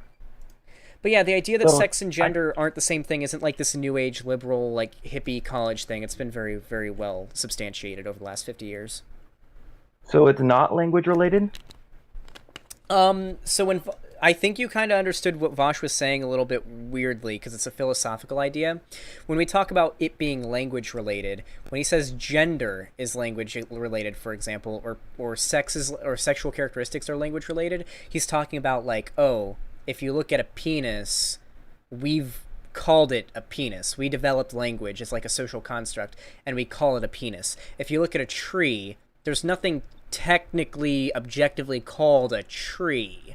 We developed language, and we call the thing outside with a stump and green leaves a tree. This is an example Vosh has used. Like, for example, in other languages, a tree is called something else. So when he talks about like the names of these things, like dick or vagina, it's language related in the sense that it's like socially constructed. It's a philosophical idea that's irrelevant to this conversation. I don't know why Vosh originally brought it up. I think that kind of philosophical idea you don't really want to bring up to people who aren't sold on something as basic as like sex and gender being different things. That's something I see like Destiny and Vosh do this. They both do this in debates where it's like, I feel like the person you're talking to, you need to like work your way up from the ground up. I feel like you're kind of introducing like a far like way up idea of like philosophy to somebody who doesn't even agree that sex and gender, for example, are different things, or that the scientific consensus is correct on you know, trans people. It's, I don't know. So when you think these things, when you're like, oh, these people like me, I don't quote unquote understand basic, you know, gender and sex differences, right? So here's the thing: when you do understand it, from your perspective, you view that as being smarter than me, right? No, I don't think I'm smarter than you. I just think I know something you don't. Well, I'm I imagine you know way more than me in tons of other fields. Like, aren't you? Weren't you? I think you said you were a software engineer I I or studied software artificial intelligence artificial applications. intelligence. Yeah, Yeah, you know more about me than artificial intelligence applications. A hundred but when percent. you That doesn't mean you're smarter than me, and just me knowing more about sex and gender doesn't mean I'm smarter than you. People will know more about you on different topics. It doesn't mean anyone's smarter than the other, and no one's demonizing each other for it. You can be well, when you looked at the Brett Weinstein thing, you were like, I'm smarter than this guy, and I was just wondering, like, who? what? Wait, Brett Weinstein? Yeah, it was in relation to some take that he had on Twitter or something like that. He said something, and I think it was about the gosh, what was it? Do you guys remember that? I'm sure your chat might remember when you were like, "Oh Brett yeah, Brett Weinstein. Weinstein. I'm smarter than this guy because he had a bad take, and you had figured out what you Okay, thought was the correct take." I think I know what you're talking about. So I'm gonna ask you what your opinion is, but my what I can there's a little bit of echo. Could you fix it? God, yeah, I don't know what it is, but go ahead. You're good, dude. So what I can my definition, and this is a pretty well, I think this is a pretty reasonable definition of intelligence. Mind you, intelligence as actually something that the scientific community doesn't really agree on philosophically or as a hard science. Like, the idea of what makes you intelligent is kind of difficult. But what I consider to be intelligence is, like, do you have a reasonable thought process? So if someone puts in front of you 50,000 studies showing that the like all the science behind why we perceive the sky as being blue, and then someone says, yeah, but the sky's still red, though, that would be someone I consider to be intelligent. So with the guy, the Brett Weinstein guy, I think is the one you're talking about, there was literally so many points where he was presented with data that just objectively disproves the things that he was saying. That brought me to the conclusion that he must be an unintelligent person, and I would agree, smarter than him. I think that since I've seen you make quite a bit of, like, progress in your views since, like, your first discussion with Vosh, so I think you're probably an intelligent person. I just think that I should probably just sort of, like, I think just you need to learn the right things. Like, you just need to be educated on certain things, and you'll probably change your mind. Reasonable, You intelligent don't think people. that is incredibly pretentious?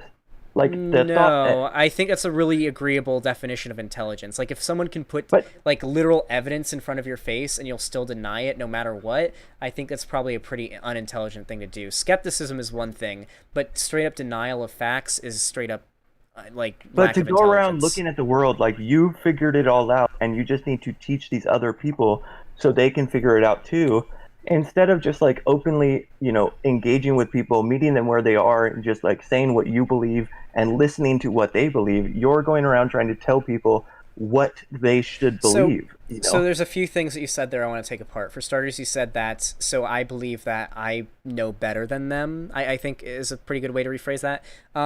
I think a lot of conservatives might know better than me on quite a few other things, right? But this is something that most conservatives seem to get wrong, and something that I've inundated myself in research on, and on the facts and statistics on, and that I do know that I know better than most people in general on this specific topic. So this is something that I can confidently say I can educate people on, that I am correct on. However, I wouldn't claim that about other topics, depending on what they are. For example, I wouldn't claim with such confidence that I know more about, I don't know, what's a good example? I don't know more about cars than most conservative mechanics do. I wouldn't make the claim that, oh, I'm smarter than this fucking conservative mechanic who works on cars for a living, because I know more about, because I'm a leftist and I know more about gender and sex and all that. I would never make that claim. That person definitely could educate me on cars and mechanics. But this is like there's a few specific topics related to progressivism and economics that I definitely know a lot more than most people, and than most conservatives, and I feel like I can confidently educate them on that. Doesn't mean they're any less intelligent as people. It's just that I'm not. everybody can be educated on something without. It doesn't mean they're dumb. That's just how learning new things. I love learning new things. Doesn't mean I'm dumb just because Um, I'm learning new things. okay, here's what I'm trying to get at here. When you have this perception, or when you go around telling people that you were a conservative, so you understand conservatism, and you act as though you were a conservative but have overcome the obstacle of being a conservative and therefore rose to the plane of existence on the next level of progressive, from conservative to progressive. Now that you've figured everything out, you've risen and been enlightened, and now you're a progressive. To act like conservatives are beneath you, to act like they're still trying to figure out what you have already accomplished, is such an annoying way to look at the world. It's like when you hear something, like when you hear a gamer word, or when somebody says something that you disagree with and you just look at the camera. It's that same kind of like pretentious, just like rude way to look at it. When you talk to people, like right now, if we would have a much better conversation if you didn't refute everything that came out of my mouth and let me finish some points every once in a while. It's like when we talk, you automatically assume everything that I'm saying is wrong instead of listening to actually what I'm saying. You know what I mean? I think I've given you quite a bit of leeway with like quite a few things. So Now, here's here's the the thing. thing. I'm not trying Wait, to wait, say wait, that wait. you've been I've tried to be very charitable unhospitable. to you. Like, Yeah, I yeah, mean, yeah, sure. and one thing that I appreciate is like I see you, like even after you've debated Vosh twice, I've seen you in his streams. I know you watch his content. I've seen you donate to him and stuff. It's very clear that you're interested in other perspectives and that you are willing to hear out people who disagree with you. That is a sign of, in my opinion, what I see as a sign of intelligence, and I see that as me thinking Yeah, you're you've been probably a very reasonable hospitable. person.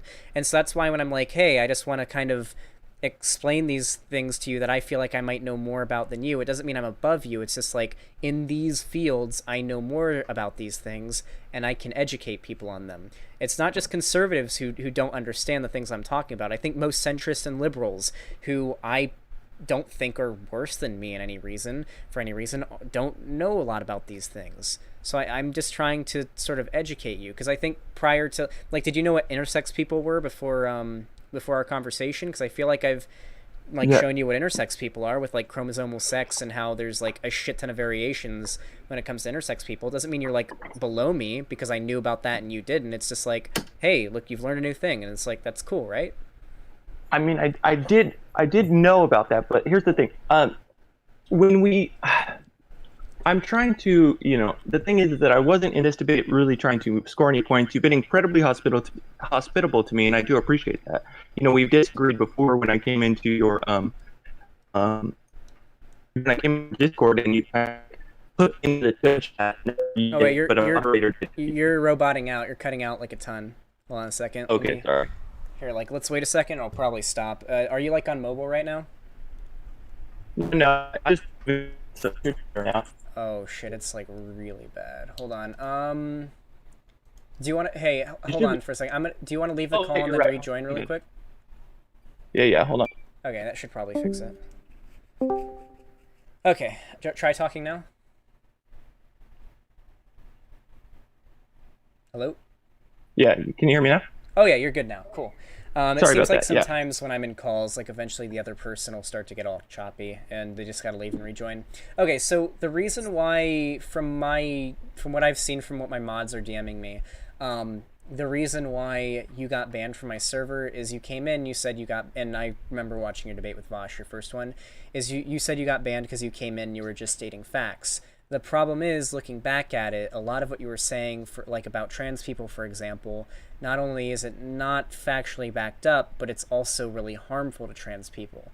Telling transgender people that they aren't valid, or well, your argument does make transgender people feel like you're saying they're not valid, okay?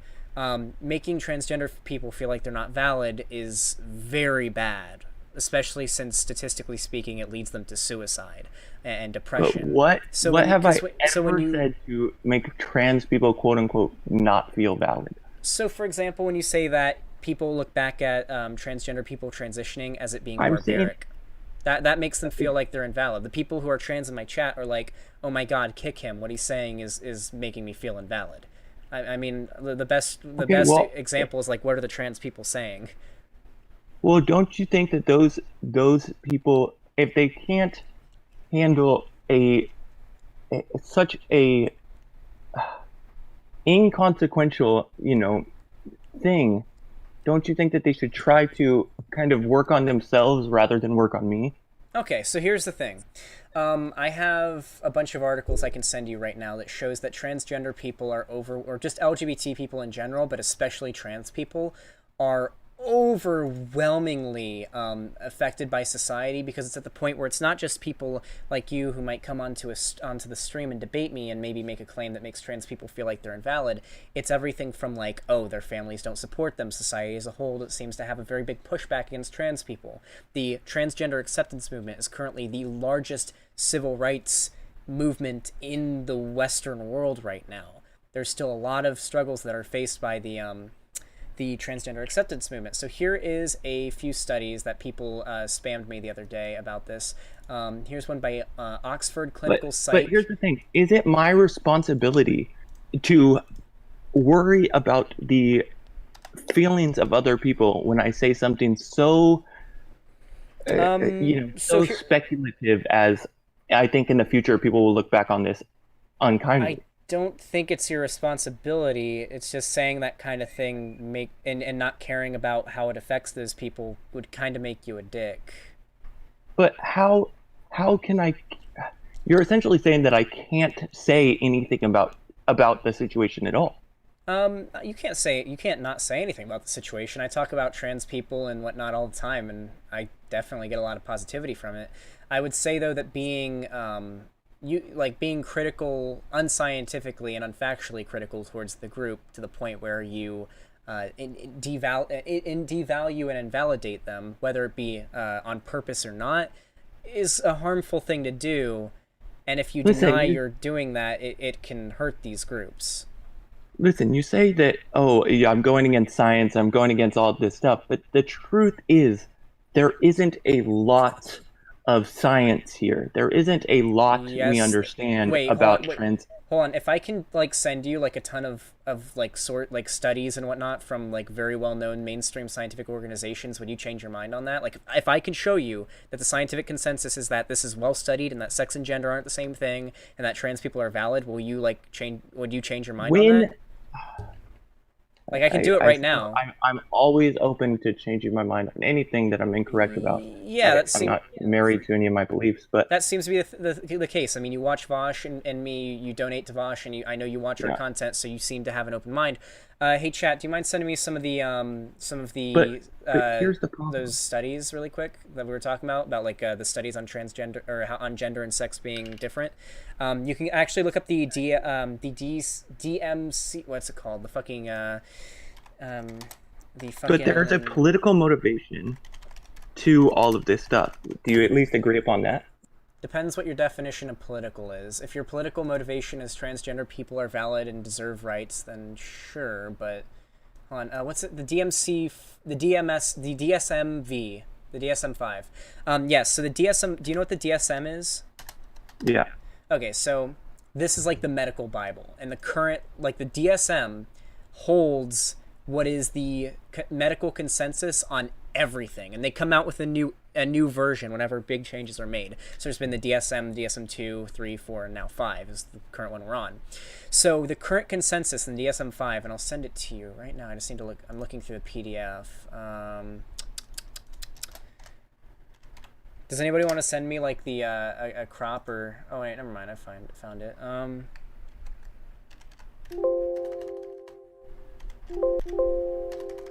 No, this is a different chapter. Hey, somebody send me a link. Oh, someone sent it to me. Here's a good link. Julio. Fuck you. Someone gnomed me. You should debate me next. Well-read centrist here. No, I'm not debating anyone else today after this.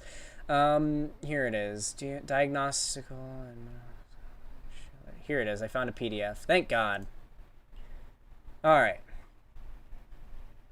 It's a few hundred pages long, so bear with me here while I use Control F to find. Sure. Here it is. It's on page 451. Gender dysphoria. So let's go down. Where is it? I gotta scroll. I'm looking for one little blotch of yellow. It's a very, very thick book, so the text is very small. There's a lot I gotta scroll through. Here it is, I think.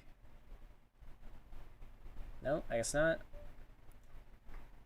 Listen, here's the thing. Wait, I'm finding it for you. It's a very large. It's the fucking medical Bible, basically. Okay. So I can wait. Yeah, I'm just. I have plenty of time. I mean, I don't know how much time you have, but I do have a couple of more points, but I can make them. I can do it as quickly or as long as we need.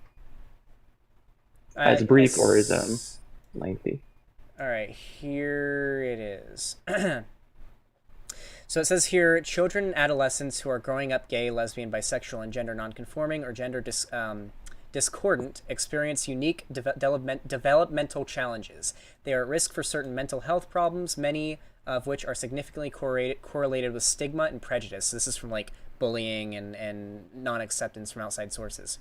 Mental health professionals have an important role to play in fostering healthy development in this population. Influences on sexual orientation, gender nonconformity, and gender discordance, and their developmental relationships to each other are reviewed. Practice principles and related issues of cultural competence, research needs, and ethics are discussed further.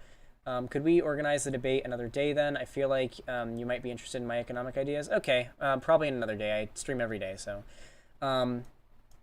Founded in 1947, the AAFP represents 129,000 physicians and medical students nationwide. It is the only medical society devoted solely to primary care. The AAFP opposes all discrimination in any form, including but not limited to that on the basis of actual or perceived race, color. It's talking about like they're cool people. Hold on, I want to find gender dysphoria here. Ooh, here we go. So American Academy for Family Physicians, the statement summary was that the AAFP has also agreed to send a letter to top national payers stating our opposition to plans that exclude coverage for treatment of gender dysphoria. So they're including gender dysphoria as like a diagnosable treatment that can be included with coverage. The statement summary: exhibit respect for patients with non-conforming gender identities and do not pathologize differences in gender and identity or expression. Provide care in a manner that affirms patients' gender identities and reduces the distress of gender dysphoria, or refer to knowledgeable colleagues. Do you want me to send you this like whole article? It's from it's here. I'll send it to you. It's like this is literally like hundreds of pages on this. On gender dysphoria and how the medical community and how doctors and psychologists and whatnot are to treat people with gender dysphoria.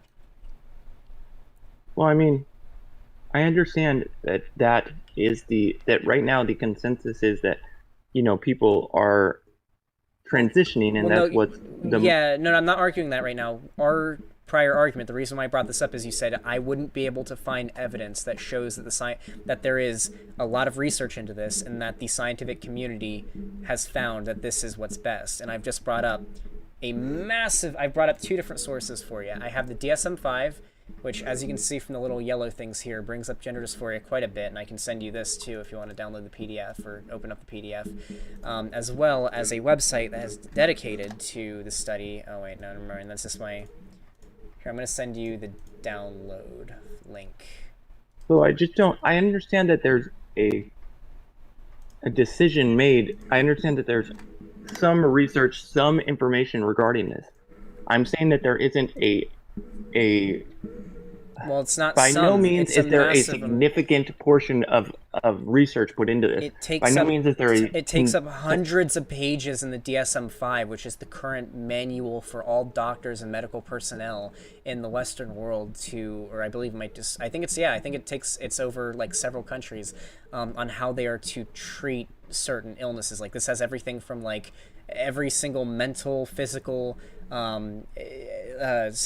state in there. Like this is the medical Bible. This is the current issue of what doctors, any medical personnel look at. This wouldn't be in the DSM-5 if it wasn't well studied. And then on top of that, this These two, I sent you 2 links. If you want to look into it, you can look into it. I sent you the 2 links. It's not hard. Just Control F and look up gender dysphoria.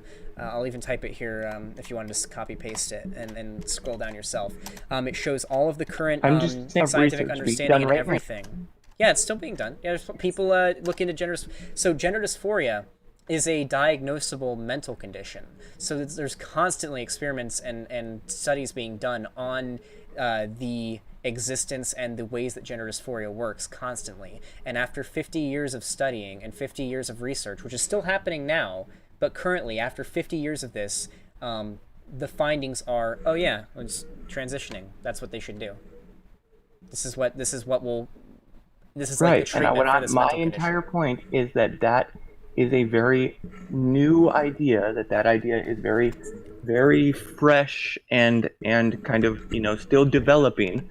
And I worry that we're jumping the gun a little bit. 50 years. So here's the thing: when you say jumping the gun and you're recommending these people transition and they change their bodies and they make irreversible decisions, this is the thing that's devalidating towards trans people. So when you say that, a trans person who hears that is hearing, oh, so they think this person thinks I'm stupid and that I can't think for myself and that I'm just kind of doing this just because this is the trend or this is what a very new body of study points to, but it's just not a new idea. It's been since the 60 years. It's been studied for 60 years. It's been since the 1950s. So, yeah. Oh, yeah, by the way, here's a few things that they've used over the years that they've tested with. They've tried electrotherapy. They've tried normal like therapy, CBT, medication. Nothing has worked except transitioning. Yes, it's been over the course of 60 years. I thought it was 50. Someone put in chat that it was actually 60 and showed the link.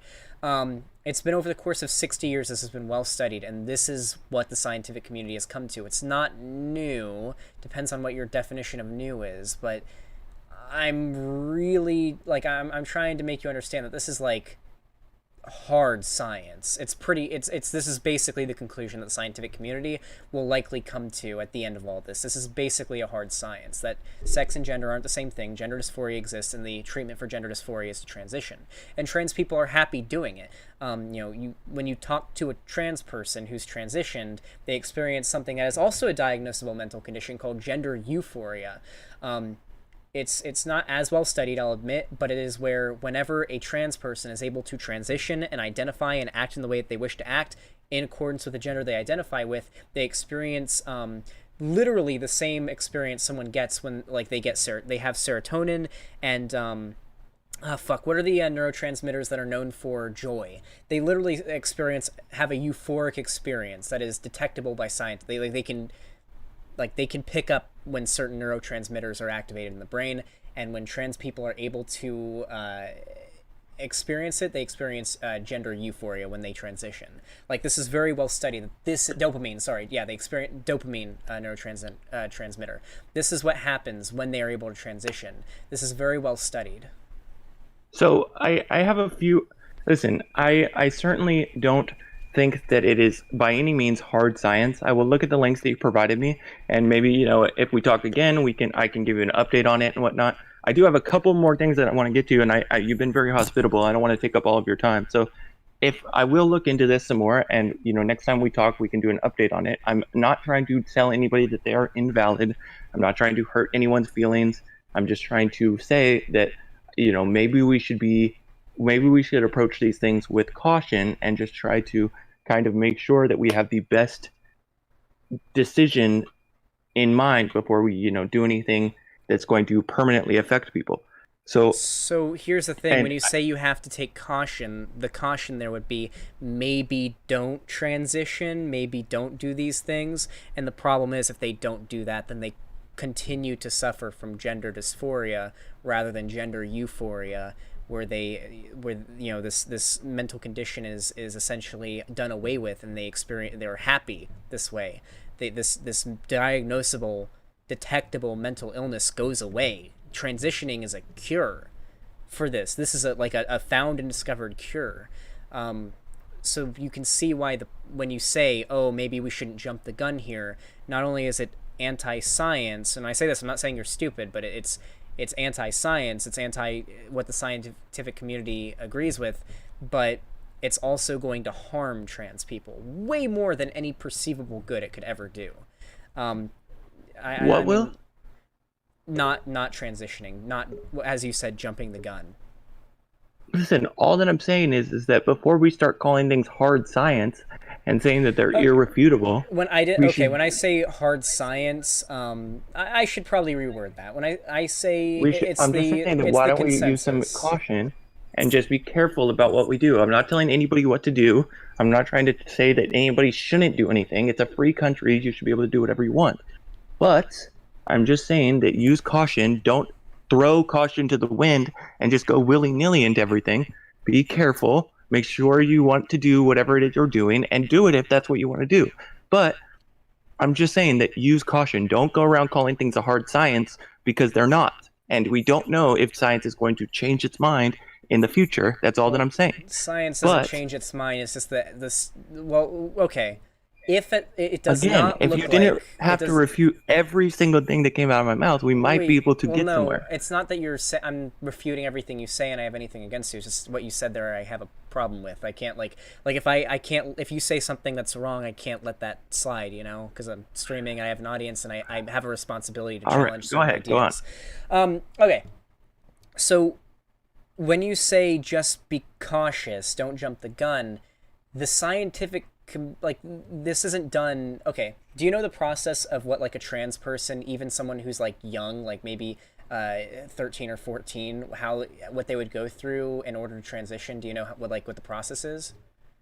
I don't. Okay, so I do. I'm not being like above you or anything, but I'm going to try to like explain a little bit. So what would happen is if somebody who is young or old, even if they're well over the age of consent and they're like 25 or something, if they suspect that there's something wrong, and usually what will happen from talking to trans people, usually what they will say is, ever since I was very young, I've known I don't fit in with, say you have a trans woman, they say, I didn't fit in with boys. I always knew I was a girl. I wanted to wear dresses. I wanted to put on makeup. I didn't like hanging out with the boys. I liked hanging out with the other girls and whatnot. But it goes further than that. Maybe they start to think this, and then they decide to go seek out, therapy for it. They seek out medical attention for it. They talk to a medical professional, like a psychologist, and the psychologist would be able to come to the conclusion and diagnose them through quite a bit of therapy and studying to find out, oh, yeah, I can confidently diagnose you with gender dysphoria.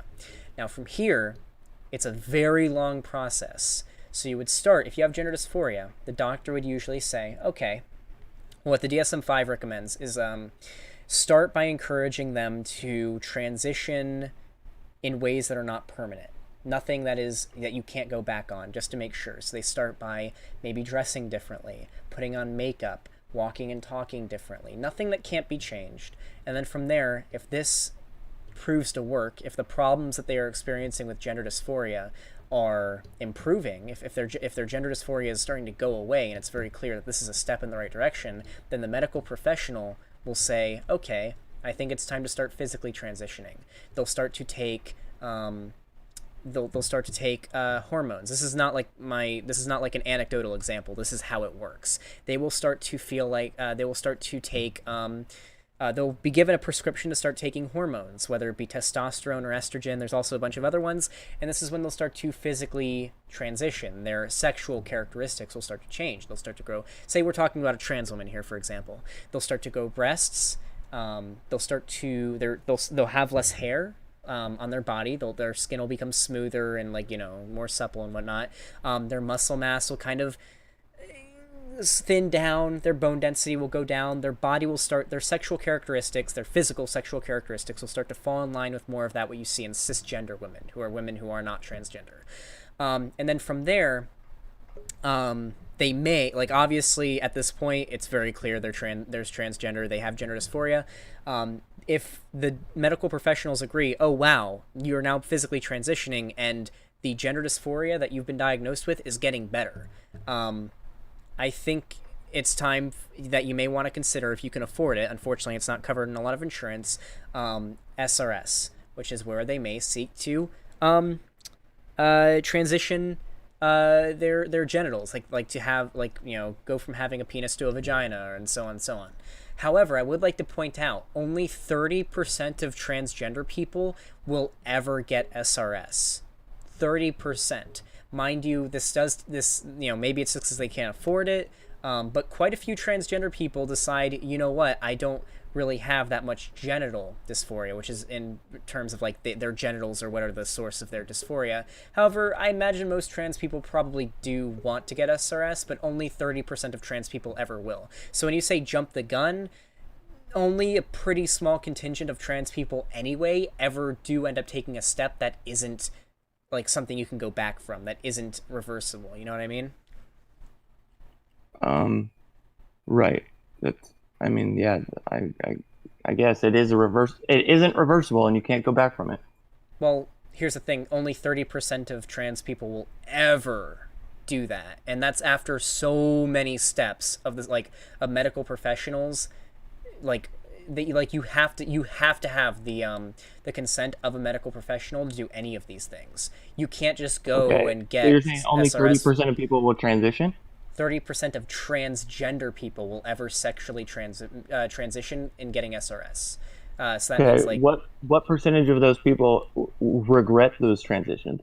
I don't think there's data on that, but I don't think a lot. It would have to be less than a percentage or than a percentile, because to get to that point, it requires so much effort and so much intervention from medical professionals that it's almost unthinkable. It's unheard of. If anybody in chat has that data, I guess you guys can just pop it on my way. And I hear this, like, I hear you, you say this stuff like, oh, it requires all of this intervention and all that stuff. And I heard Bosch say that taking hormones is super bad on people, like or not super bad. It's super damaging to muscle and bone density. And really? Well, when I say damaging, it's just that your bone and muscle density becomes that, like, when you take hormones after a very long time. Also, I have some more things I wanted to add. The regret so 30% of trans people will ever transition, and only 2% of those 30% will ever feel regret for it. So that's an extremely small percentage that's an extremely small percentage of a small percentage of trans people. Also, you have to live as your actual gender for 2 years before you're allowed to transition. You have to, by that I mean, like, when you're diagnosed with gender dysphoria, a medical professional will have to guarantee and see you, like, if you're, say, for example, you're a trans woman and the medical professional diagnoses you with gender dysphoria, you'll have to identify as, like, a woman for 2 years, and there will have to be undeniable evidence beyond a doubt that your gender dysphoria is getting better and that this is the right way to go after 2 years of identifying as your gender, and being monitored and being and getting therapy and it being determined that this is the right way to go. It takes 2 years. It's not something that can be done over a couple months or anything. Ooh, and I just got sent another cool study on this that I should actually send to you as well. Here you go. Here's another one if you want to look into this as well. It's from cornell.edu. Yeah, okay, so it's a massive undertaking to transition. Okay. So yeah, and when I say bone and muscle, when I talk about bone and muscle density, by the way, I don't know if I said this before, but it's not like you're physically being hurt. It's just like, oh yeah, you stop having, like, the bone density seen in males and you start having the bone density being seen mostly in females. And this is after at least 2 years of medical professionals monitoring you and diagnosing you and deciding, yes, we need to continue further, you need to transition. See, when you say that, like, you need to transition, that's where I kind of you need think that we should be a little bit careful. Well, here's the thing. If you have gender dysphoria and you don't transition, as I sent you some studies a second ago, it's the top, the Oxford clinical link that I sent you, shows that transgender people who aren't able to transition I think, like, the stat is like I think like 70 something percent of trans people who are kept from transitioning for one reason or another end up attempting or committing suicide. And 100% Okay, of them end up but suffering from chronic critical depression. It will literally saying kill that them if people they don't need to do it. transition. Well, See, that's yeah, what I mean. That's well, incredibly dangerous rhetoric. transgender people need to transition if a medical professional decides it and diagnoses them with like if a transgender person is diagnosed by a doctor with gender dysphoria, they need to transition because they will die if they don't. It's like being it's a illness. Gender dysphoria is an illness, and the cure is But it's transitioning. not a So fatal so illness. yes, it is though. 70% of people who have it end up dying. How do they die? Big question. They commit suicide because they're kept from transitioning, and they end up committing suicide because So you're putting this essential fatal symptom on people that if they can't achieve transitions, they need to kill themselves. So basically, no, they or they don't will need kill themselves. they choose to because they suffer from chronic depression, from critical depression, and they decide to kill themselves. Um, yeah, I think it's more than half of trans people. I'm just saying Yeah, that we should be careful with this rhetoric that we use. Telling people that they need it or they'll die is a little bit dangerous. well, they decide if they want to go for it too. A medical professional will say, "This is what I recommend that you need to do. This is the cure to your gender dysphoria," and then they go through with it. And transgender people don't transition unless they want to. The doctor can't force you to do it. They do it because not only do they want to, they seeked out medical help because they're like, "I think I'm trans. I think I have gender dysphoria.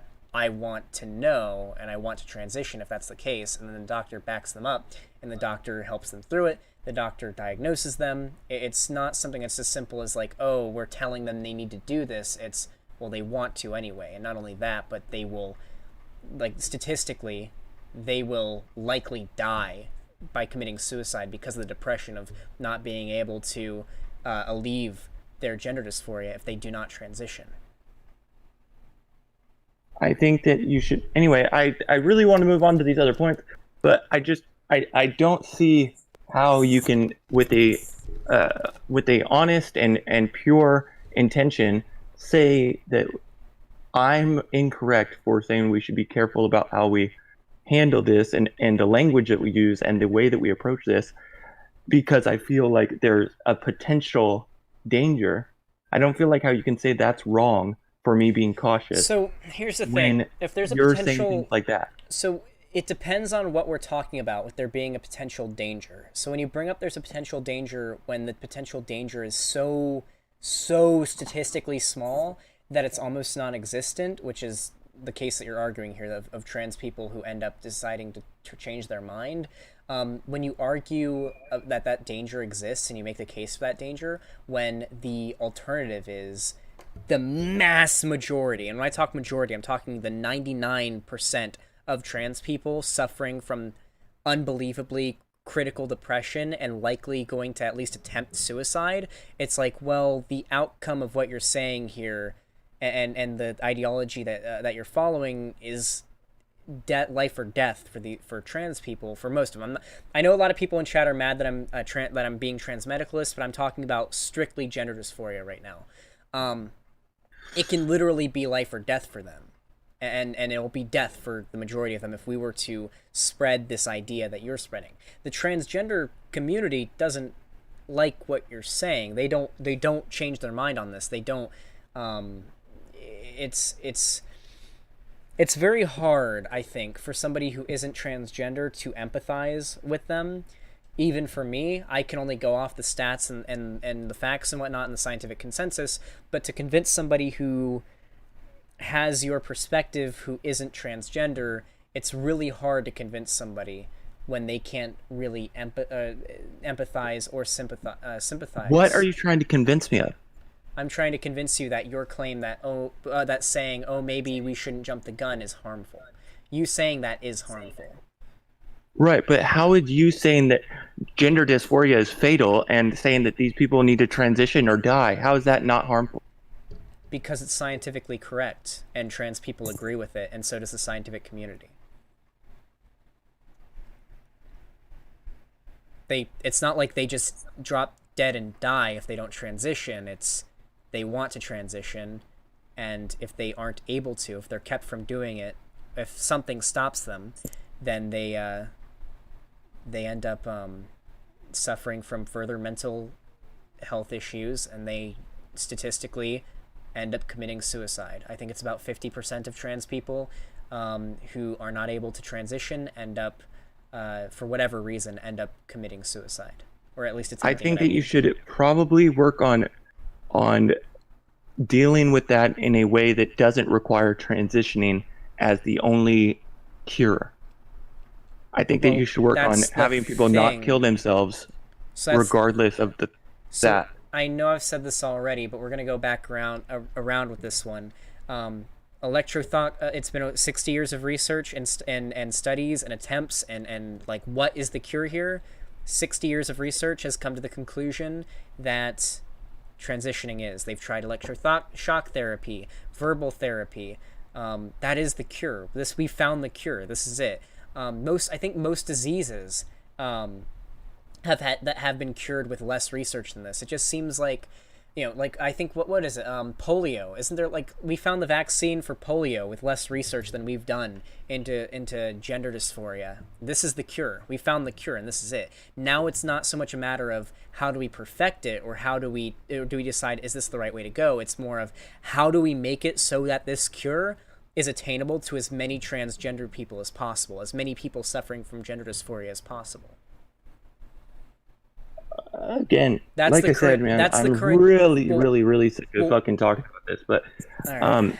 I mean, we've kind of beat this shit to death. Again, all of my points are based on me feeling that we should be careful and we should not tell people that they need to transition or die. I don't think that that's appropriate, nor do I think that that's helpful for anyone. You're not doing them any favors by saying that just gender dysphoria is fatal.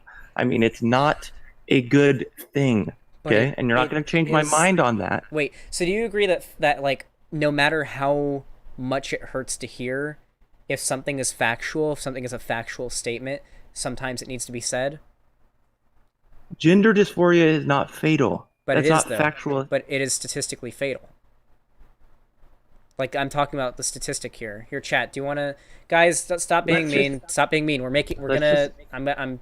My job here... I have a couple of other things. I don't think that we need... I think that we've beaten this kind of to death here. I don't know if we can really make any further progress on this. I mean, like, here's the thing. You're refuting everything that I'm saying with the same talking points and data that we always hear. It's like, I get it. It's not that I'm failed to understand what you're saying. But the problem is that you're trying to make. The problem is that you're hearing, like, I'm showing you statistics, I'm sending you studies, and you're refuting that with how you feel. I'm not trying to I'm not trying to put you down and disparage you by saying, oh, you're using your feels over facts, but you are being anti-science here when you make these claims because you're using your feels over facts. First of all, am I not entitled to my feelings? Can I not feel some way about, people ask me, this all started because Bosch asked me how I felt about it. So I said how I felt about it. You can feel a certain way, but that doesn't mean your feelings are valid. Your feelings can be based on scientific. Oh, no, I'm the invalid one, huh? Well, your feeling on trans people is. Absolutely. Don't you think that's kind of ironic in the grand scheme of things? No, it's not. You don't think that that's a little bit... Well, yes, because your feeling towards trans people is anti-science, and my factual understanding of trans people is pro-science and pro-research, pro-statistics, pro-scientific consensus, pro-reality. I think that you believe that you have this point that you think makes me look bad, and you're just trying to hammer it home. No, I'm not trying to make you look bad. I'm not trying to disparage you. I'm not trying to make you look like a bad person. I'm literally just trying to convince you. I am trying to engage in persuasive argumentation here. When I debate people, I'm not trying to fucking destroy them, make them look like an idiot trying to entertain my audience. I genuinely, the point of my channel, what I try to do is to convince people. You're right. I take that back. I do believe that. That is true. I believe that is what you're trying to do. I take back what I said. Okay. Here's the thing though. I feel like you've been very hospitable. You've had me on for a long time. I know that you have something else you want to get to. So how about we just cover these other few points that I have real quick, and then we'll go. Alrighty. And we can always talk again. You've been great, and I'm more than welcome to come on anytime, and I'll prepare something. We can have a kind of outline debate next time, and we can do some research, and we can both come prepared. Okay. I mean, I'm probably not going to do the red ice thing tonight because it's already been all right. Well, yeah. hours, So all I'm saying is let's. I only have a few more things, and they're a little bit more fun than this one. All right. And but here's the thing. So when it comes to I watched the episode that you did with Soph. I didn't comment or anything like that because I didn't want to distract you, or not with Soph, but about Soph when she got kicked from somebody was in the chat. They were like, "Hey, did you hear what happened with Soph?" And you were like, "What? Did she get banned?" Blah blah blah. Remember? Mm-hmm. So when you were kind of like, I wonder if my video contributed to that. That would be, interesting, or whatever it is that you said. Do you think that getting somebody banned, or at least somebody being banned, do you think that's inherently good if their ideology is something you don't agree with? So here's the problem. When you say something I don't agree with, if their ideology is harmful, the ideology that Soph spreads is harmful. It hurts people. So yes, if it's hurting people, then yes, they should be banned. And as a matter of fact, I assume... Are you very pro First Amendment, like pro free speech and everything? Sure. Okay, so the First Amendment grants private platforms such as YouTube and Twitter the constitutional right to deplatform individuals who break their TOS. So when you make an account on YouTube, for example, you agree to their terms of service and they give you the platform. Yeah, but those terms of service are very ambiguous and hard to fully understand. Sure, if you can argue that, but regardless, if YouTube decides that you break their TOS, their terms of service, they can take away the platform that they gave you. It isn't censorship. They aren't stopping you from saying anything. You were given the platform by YouTube, and you agreed to a set of rules that you have to follow in order to maintain that platform. I follow those rules, and that's how I get to have my YouTube channel. If YouTube banned me or they took away my live streaming privileges for breaking their rules, it's not censorship, it's deplatforming. And while I may be upset about it, I'm not spreading what I don't think I'm spreading a harmful ideology. Soph, on the other hand, is spreading a harmful ideology. She literally says at the beginning of her videos and makes a joke, make sure to write my name in your manifestos, because, shooting up places, then you write a manifesto. So her ideology is harmful. Not only that, but she also broke TOS. So it is YouTube, Twitter, whatever wants to ban her's prerogative. It is their right, their First Amendment right, to ban her if they deem that's what they want to do. If we were to stop corporations or insist that corporations shouldn't be able to do this, we would be arguing against their or infringing on their First Amendment right. As much as I don't like corporations, they are private companies, and in our society, in American society, where we respect, the Constitution and people's rights to free speech and their First Amendment rights, it would be very, very hypocritical not to allow platforms to decide who gets to be on their platform and who doesn't. Thank you, Daniel. There are rules regarding that, though. There are rules regarding when you are, doing that kind of stuff versus when you're just publisher versus what I'm talking about, the publisher versus God, I can't think of the other word right now. But the point is that do these First Amendment rights of YouTube trump the First Amendment rights of the individual? The individual does not have the First Amendment right to a platform on YouTube. It's not censorship of their free speech. So, for example, if I give you a let me give like an example. So if we're like out on a street corner and you're like, hey, I want to say something, but I needed your can I borrow your megaphone in order to say it? And I'm like, okay, yeah, just make sure you don't like yell any like racial slurs or anything. I'm not saying you're racist or anything. This is just like an example of like, Right, I understand. Okay, I'm like to this person that, yeah, just don't say any racial slurs or anything. Just as long as you follow my rules, just you can borrow my megaphone and you can use it to talk to the people on the street. And they take it and they end up screaming a bunch of racial slurs. Screaming gamer words. Yeah, and I'm just like, whoa, we had an agreement, and I take my megaphone back from them. That's not censoring them. They can still say it, and they can still even yell it. It's just that I'm like, you broke the rules of like me giving you this megaphone to borrow, so you could like reach more people.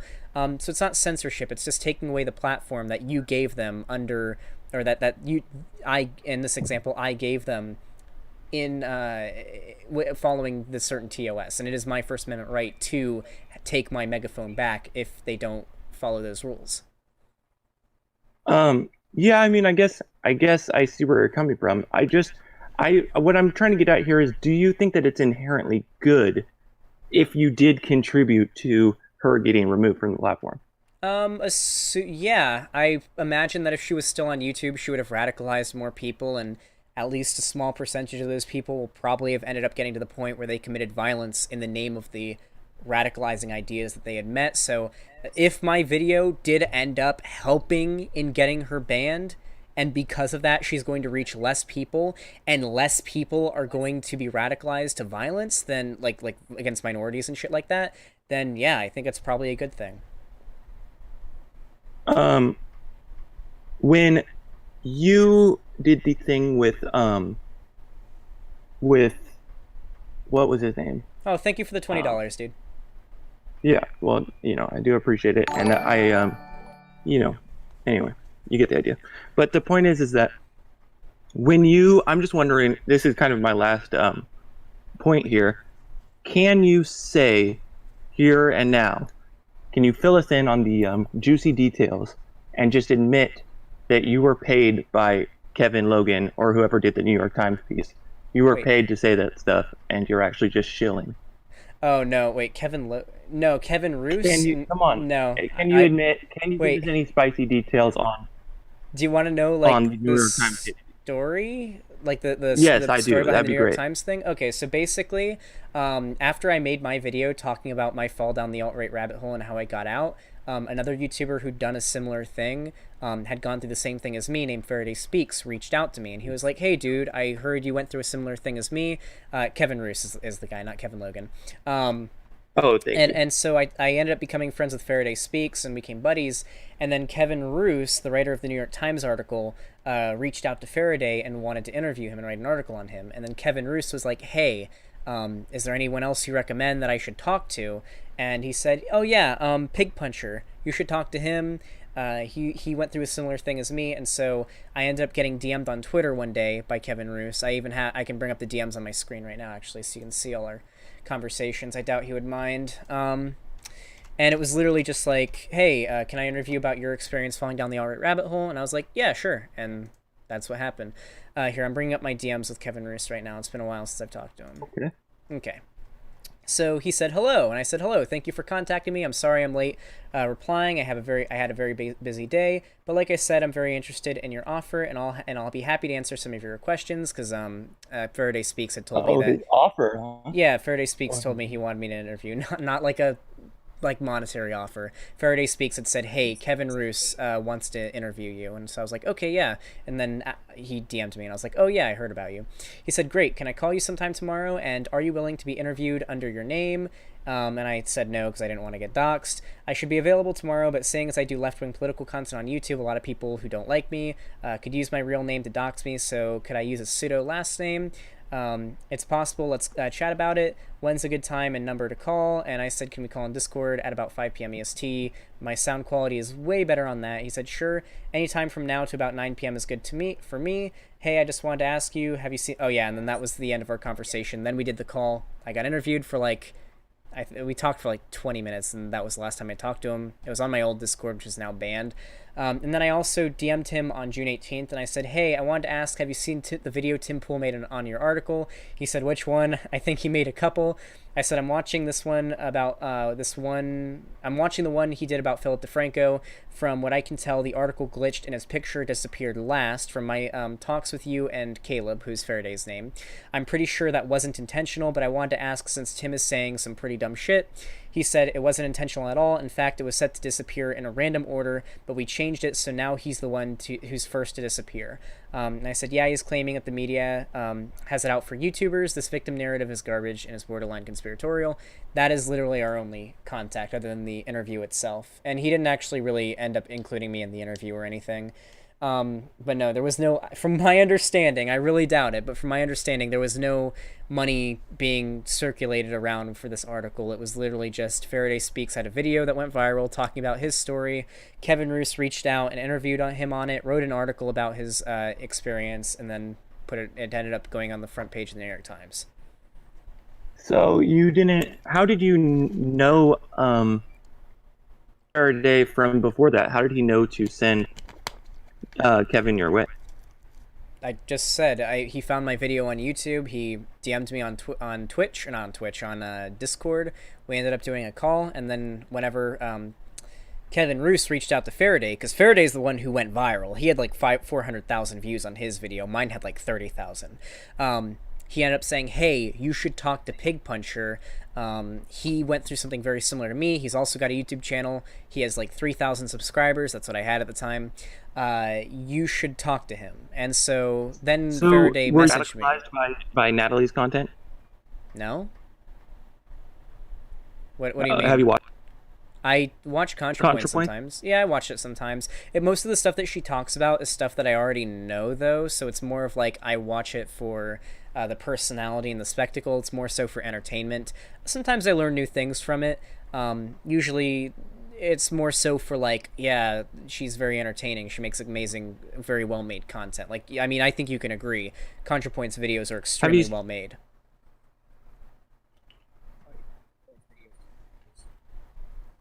Hello? The Vice video. Oh, wait, you're cutting out again. Could you leave and rejoin really quick? Because the same thing that happened earlier is happening. Yeah. I think that I was just talking in a okay. Kind of staccato voice, but okay, here's the thing. Have you seen the Vice video on ContraPoints? Vice did a video on ContraPoints? Yeah, you haven't seen it? No, I haven't. I don't really pay attention to Vice all that much. What they talk about? Were they like saying that she radicalizes people or something? No, there was a part where they read some fan mail, and she was talking about how people were saying that they had been de-radicalized by her, and the video was posted like 4 or 5 days before Faraday's video, my descent into the alt-right or whatever. So I just thought that there might be a correlation there, but no, there's been the reason why Faraday's video went viral in the first place is the same reason that Destiny and me and Vosh have gotten so popular. It's because there is a market for people who've gone through this story. If you look at the comments of me and Faraday's videos about our fall down the alt-right rabbit hole, and you look at Destiny's comments when he's debating people who are creators that are considered part of the rabbit hole, it becomes very clear that there are a lot of people out there that have gone through the same thing as me and Faraday, and they want they want people to talk about it. When they hear there's something euphoric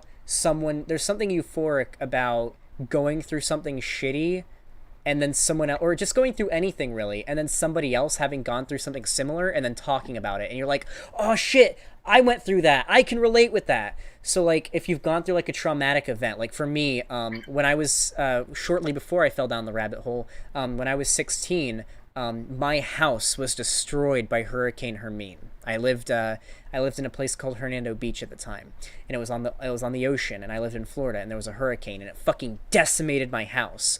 I was homeless for from like Halloween to from like 4th of July to Halloween. I was living on the property of my stepdad's coworkers. And so after that experience, whenever I hear like another YouTuber make a story video about how they had their home destroyed by a natural disaster, how they faced a similar situation, I feel some sort of like euphoria or some sort of camaraderie with that person, and and I feel something nice about that. So whenever you have a large amount of people who've gone through what me and Faraday have gone through, there's a market out there for people who want to hear people discuss this rabbit hole and discuss their story. That's why Faraday's video blew up in the first place. It's why my video, not much in comparison to Faraday's, but why my video got so big, and why a lot of people agree with me. Oh yeah, by the way, chat, pigpuncher.com/live is the chat that's on the screen. That's the link. There's a link in the description. But yeah, so that's why I think Faraday got so popular. So, I think that what went into it was a lot of him marketing himself. He went on to Twitter and kind of, would comment and, push this narrative that he was a part of this thing and had gotten out of it. And he dialed it back a little bit, went from alt-right to alt-light, and now he's back to alt-right again. And the thing is that personally, I was in Faraday's chat since the beginning, since he opened up the Discord, and I really didn't mind him as a person. I think that he's misguided. My main contention with him is he does the same thing you do. He talks about conservatism as if it's an inherently evil or bad thing. And the fact is that, that's just kind of silly. Not all conservatives are bad people. I mean, I'm not going to argue this, because I know we've already done quite a bit, but I said, I don't argue that it's like a bad thing. I just think it's a misguided way of thinking. I don't try to demonize. Yeah, you certainly don't say anything good about it. Yeah, I try my best not to demonize conservatives, but I do think I need to demonize conservatism and to try to spread education. What I try to do, like I've said before, is persuasive. I try to educate people, and then they change their minds from that. That's what happened for me. I had a lot of very far right and conservative views, and then when those ideas were challenged and I found data and arguments that went against that, I was like, wait, why do I believe these things if they aren't in line with reality? And from there, I've done a lot more research, and I went from being a liberal to now being a leftist, because I found that those liberal beliefs are, in some cases, pretty bad. Like the cases where liberalism will oftentimes side with fascism. I think a lot of conservatives like to demonize liberals, but honestly, conservatives should focus way more on leftists if they really want to see who's their enemy, because liberals will side with conservatives when push comes to shove. So do you think that you are, so I heard in one of your videos you had mentioned that your sleeping schedule is messed up, and you probably wouldn't be able to to function very well if you didn't have YouTube as a job. If you had a real job, it probably wouldn't work out. Yeah, no, my sleep schedule is fucked for a week, but it's all good now. I go to bed at boomer bedtime, 6 a.m. or 6 p.m. I'm not trying to shit on your sleep schedule, I promise. I understand all these young ones, I get it. I'm just saying that, do you think that you have the experience and kind of life experience and wherewithal to pass judgment on the world and economics and all this stuff? So that's a question that I've considered quite a bit. I kid you not, I very oftentimes second guess myself with these things. I will tell you that my background is that I worked my very first job when I was 16 years old. I worked as a lifeguard as my very first job, a job where I saved several people's lives. I performed several rescues. I saved a child who had drowned, fallen to the bottom of the spring that I worked at, pulled him out of the water and saved his life. I did CPR. I saved several people's lives. That was my first job. So pretty big responsibility, I would say. Pretty good step. And then from there, I worked as a bag boy at a Publix. And then I worked again after I inherited my grandmother's house as a lifeguard for a public pool that was a few blocks around, where I continued to be in charge of people's lives, performing rescues and things like that. I have quite a bit of experience, I would argue, for someone my age, I'm 20, in the past. Now, I understand that that's still, 20 years of being alive isn't much in comparison to many other people. But I don't think that age and life experience, even though I have, I'd say, a fair amount, is paramount over observable data or data that has been collected by the scientific community. If you give a 10-year-old a bunch of like science books and they read a bunch of study, they read a bunch about science, they're going to know more about science than somebody who didn't have a school education. It's not so much that street smarts aren't everything. Yeah, we can schedule a more formal debate sometime, like anytime, like August 27th is good for me. But it's a matter of like, street smarts aren't everything, but I don't know. I do sometimes second guess. Like maybe I'm young, but I like to think that I substantiate my views quite a bit. Sure. I really appreciate that answer, and I think that was very astute and well thought out, and exactly what I was asking about.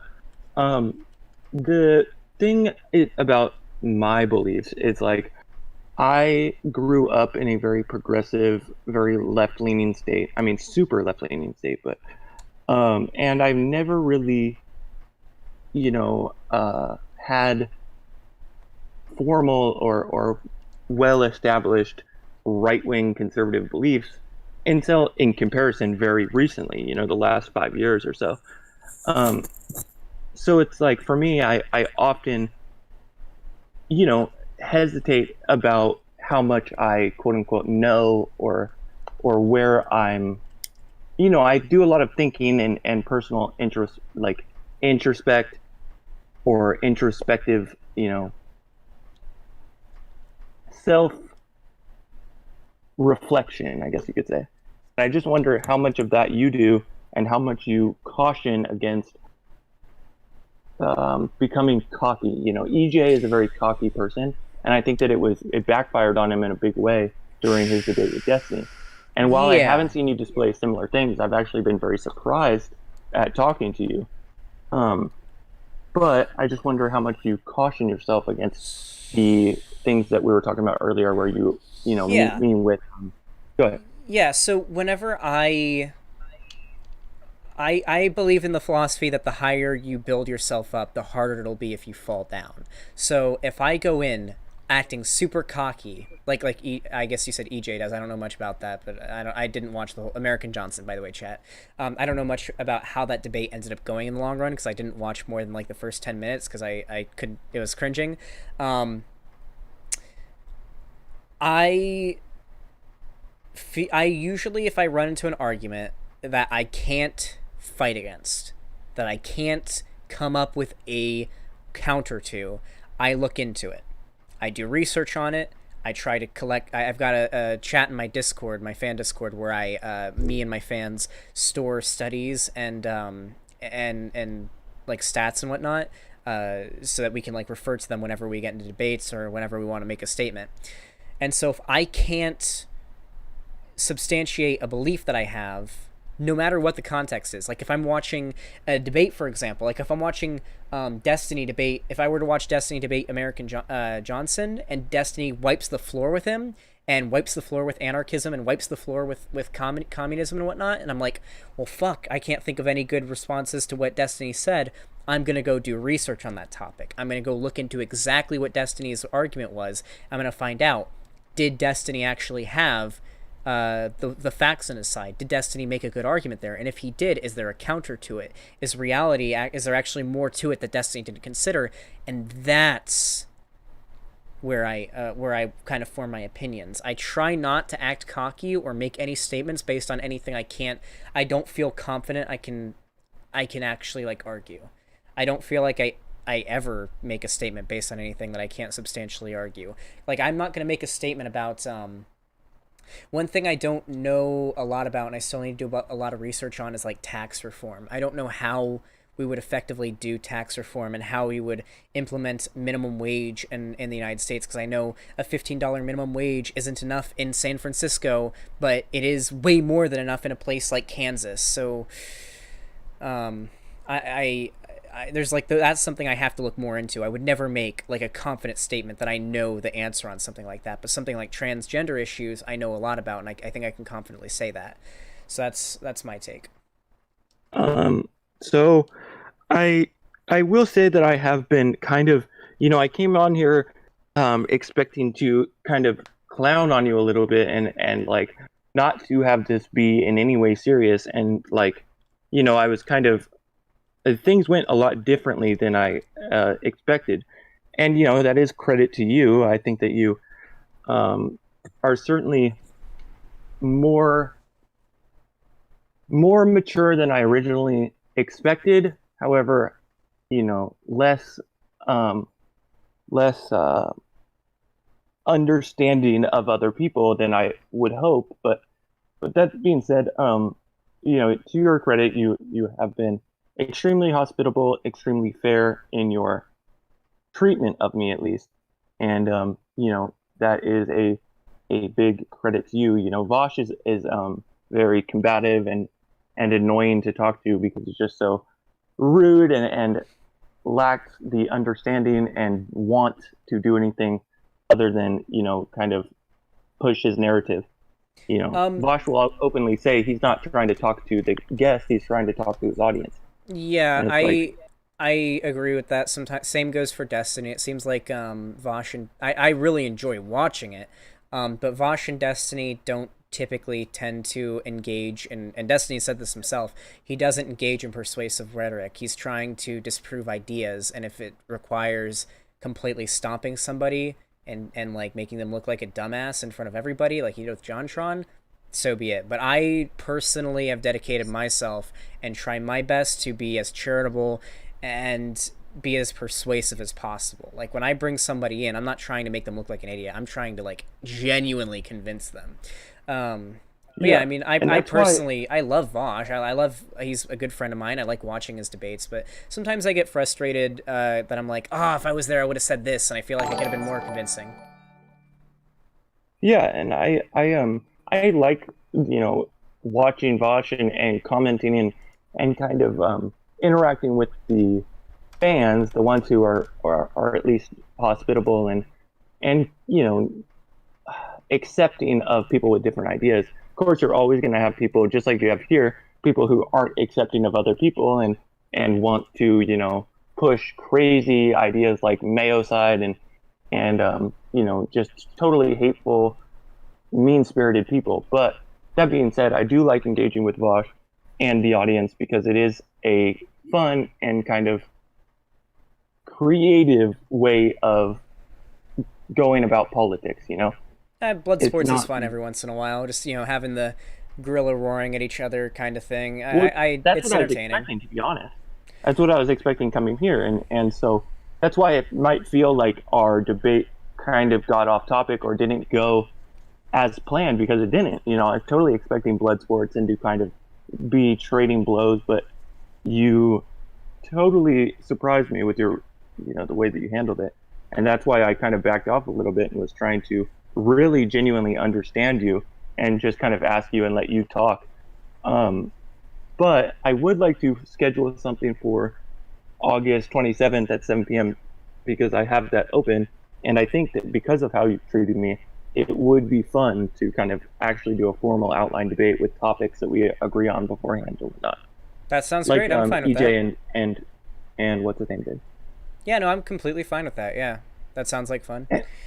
And I Hopefully, do have a channel with 5,000 subs that I haven't put a lot of work into, but I'll try and get it up and running, and that way you can get some additional viewership or get an audience where I'll put some time back into developing it some more so that you can get some cross viewership is what I mean. all right. Some people might discover you and be able to sub you and whatnot, so that way you're not doing it for no reason. I mean, I would debate you either way. I really No, I enjoy. appreciate that. You've been Yeah. great, and I appreciate it a lot. I thank you. That's why I donated to you because I do appreciate you letting me come on. I had a good time talking to you, and I'm surprised about that. But that's a credit to you, and you certainly are more mature than you let on in your videos. People might not think by your behavior normally, especially in my first interaction with you. I didn't think that you would handle things the way that you did, but I mean that's to your credit, and you should, feel proud of yourself for that. But Well, yeah, my videos, like the ones that are like where I'm over the top and whatnot, those are clearly for the entertainment of my audience. But if I'm talking to somebody and I'm really trying to debate someone, I'm not gonna act like that. I mean, we're both adults here. Yeah, I mean, I'm surprised at that, but the thing is you get what I mean, and so I appreciate you letting me come on. But can you just say, for the record, that the New York Times hit piece, it was an inside job? No, it really wasn't. All right. I'm being completely honest with you, dude. Unless there was some shit going on with Faraday and Kevin Roos. Thank you so much, 1999, for the 279 Canadian dollars. I'm gonna be honest with you. Unless there was some shit going on with Kevin Roos and Faraday Speaks, which I don't think there was. Of my knowledge, there was no behind the scenes inside job stuff. It was literally just he uploaded a video that went viral, and the topic was nice and hot and spicy, and so Kevin Roos wanted to get that story because that's what journalists do. They're like, oh shit, I want to get that spicy story, and it ended up doing him well because it ended up on the front page.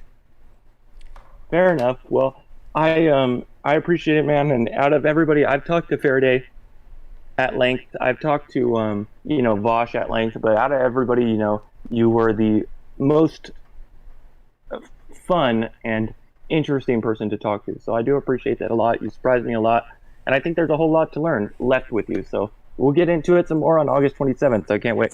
Alrighty, man. It's been nice talking to you. Hopefully, we'll have a fun debate on the 27th. All right, appreciate it, man. Have a good day. You too, dude. See ya.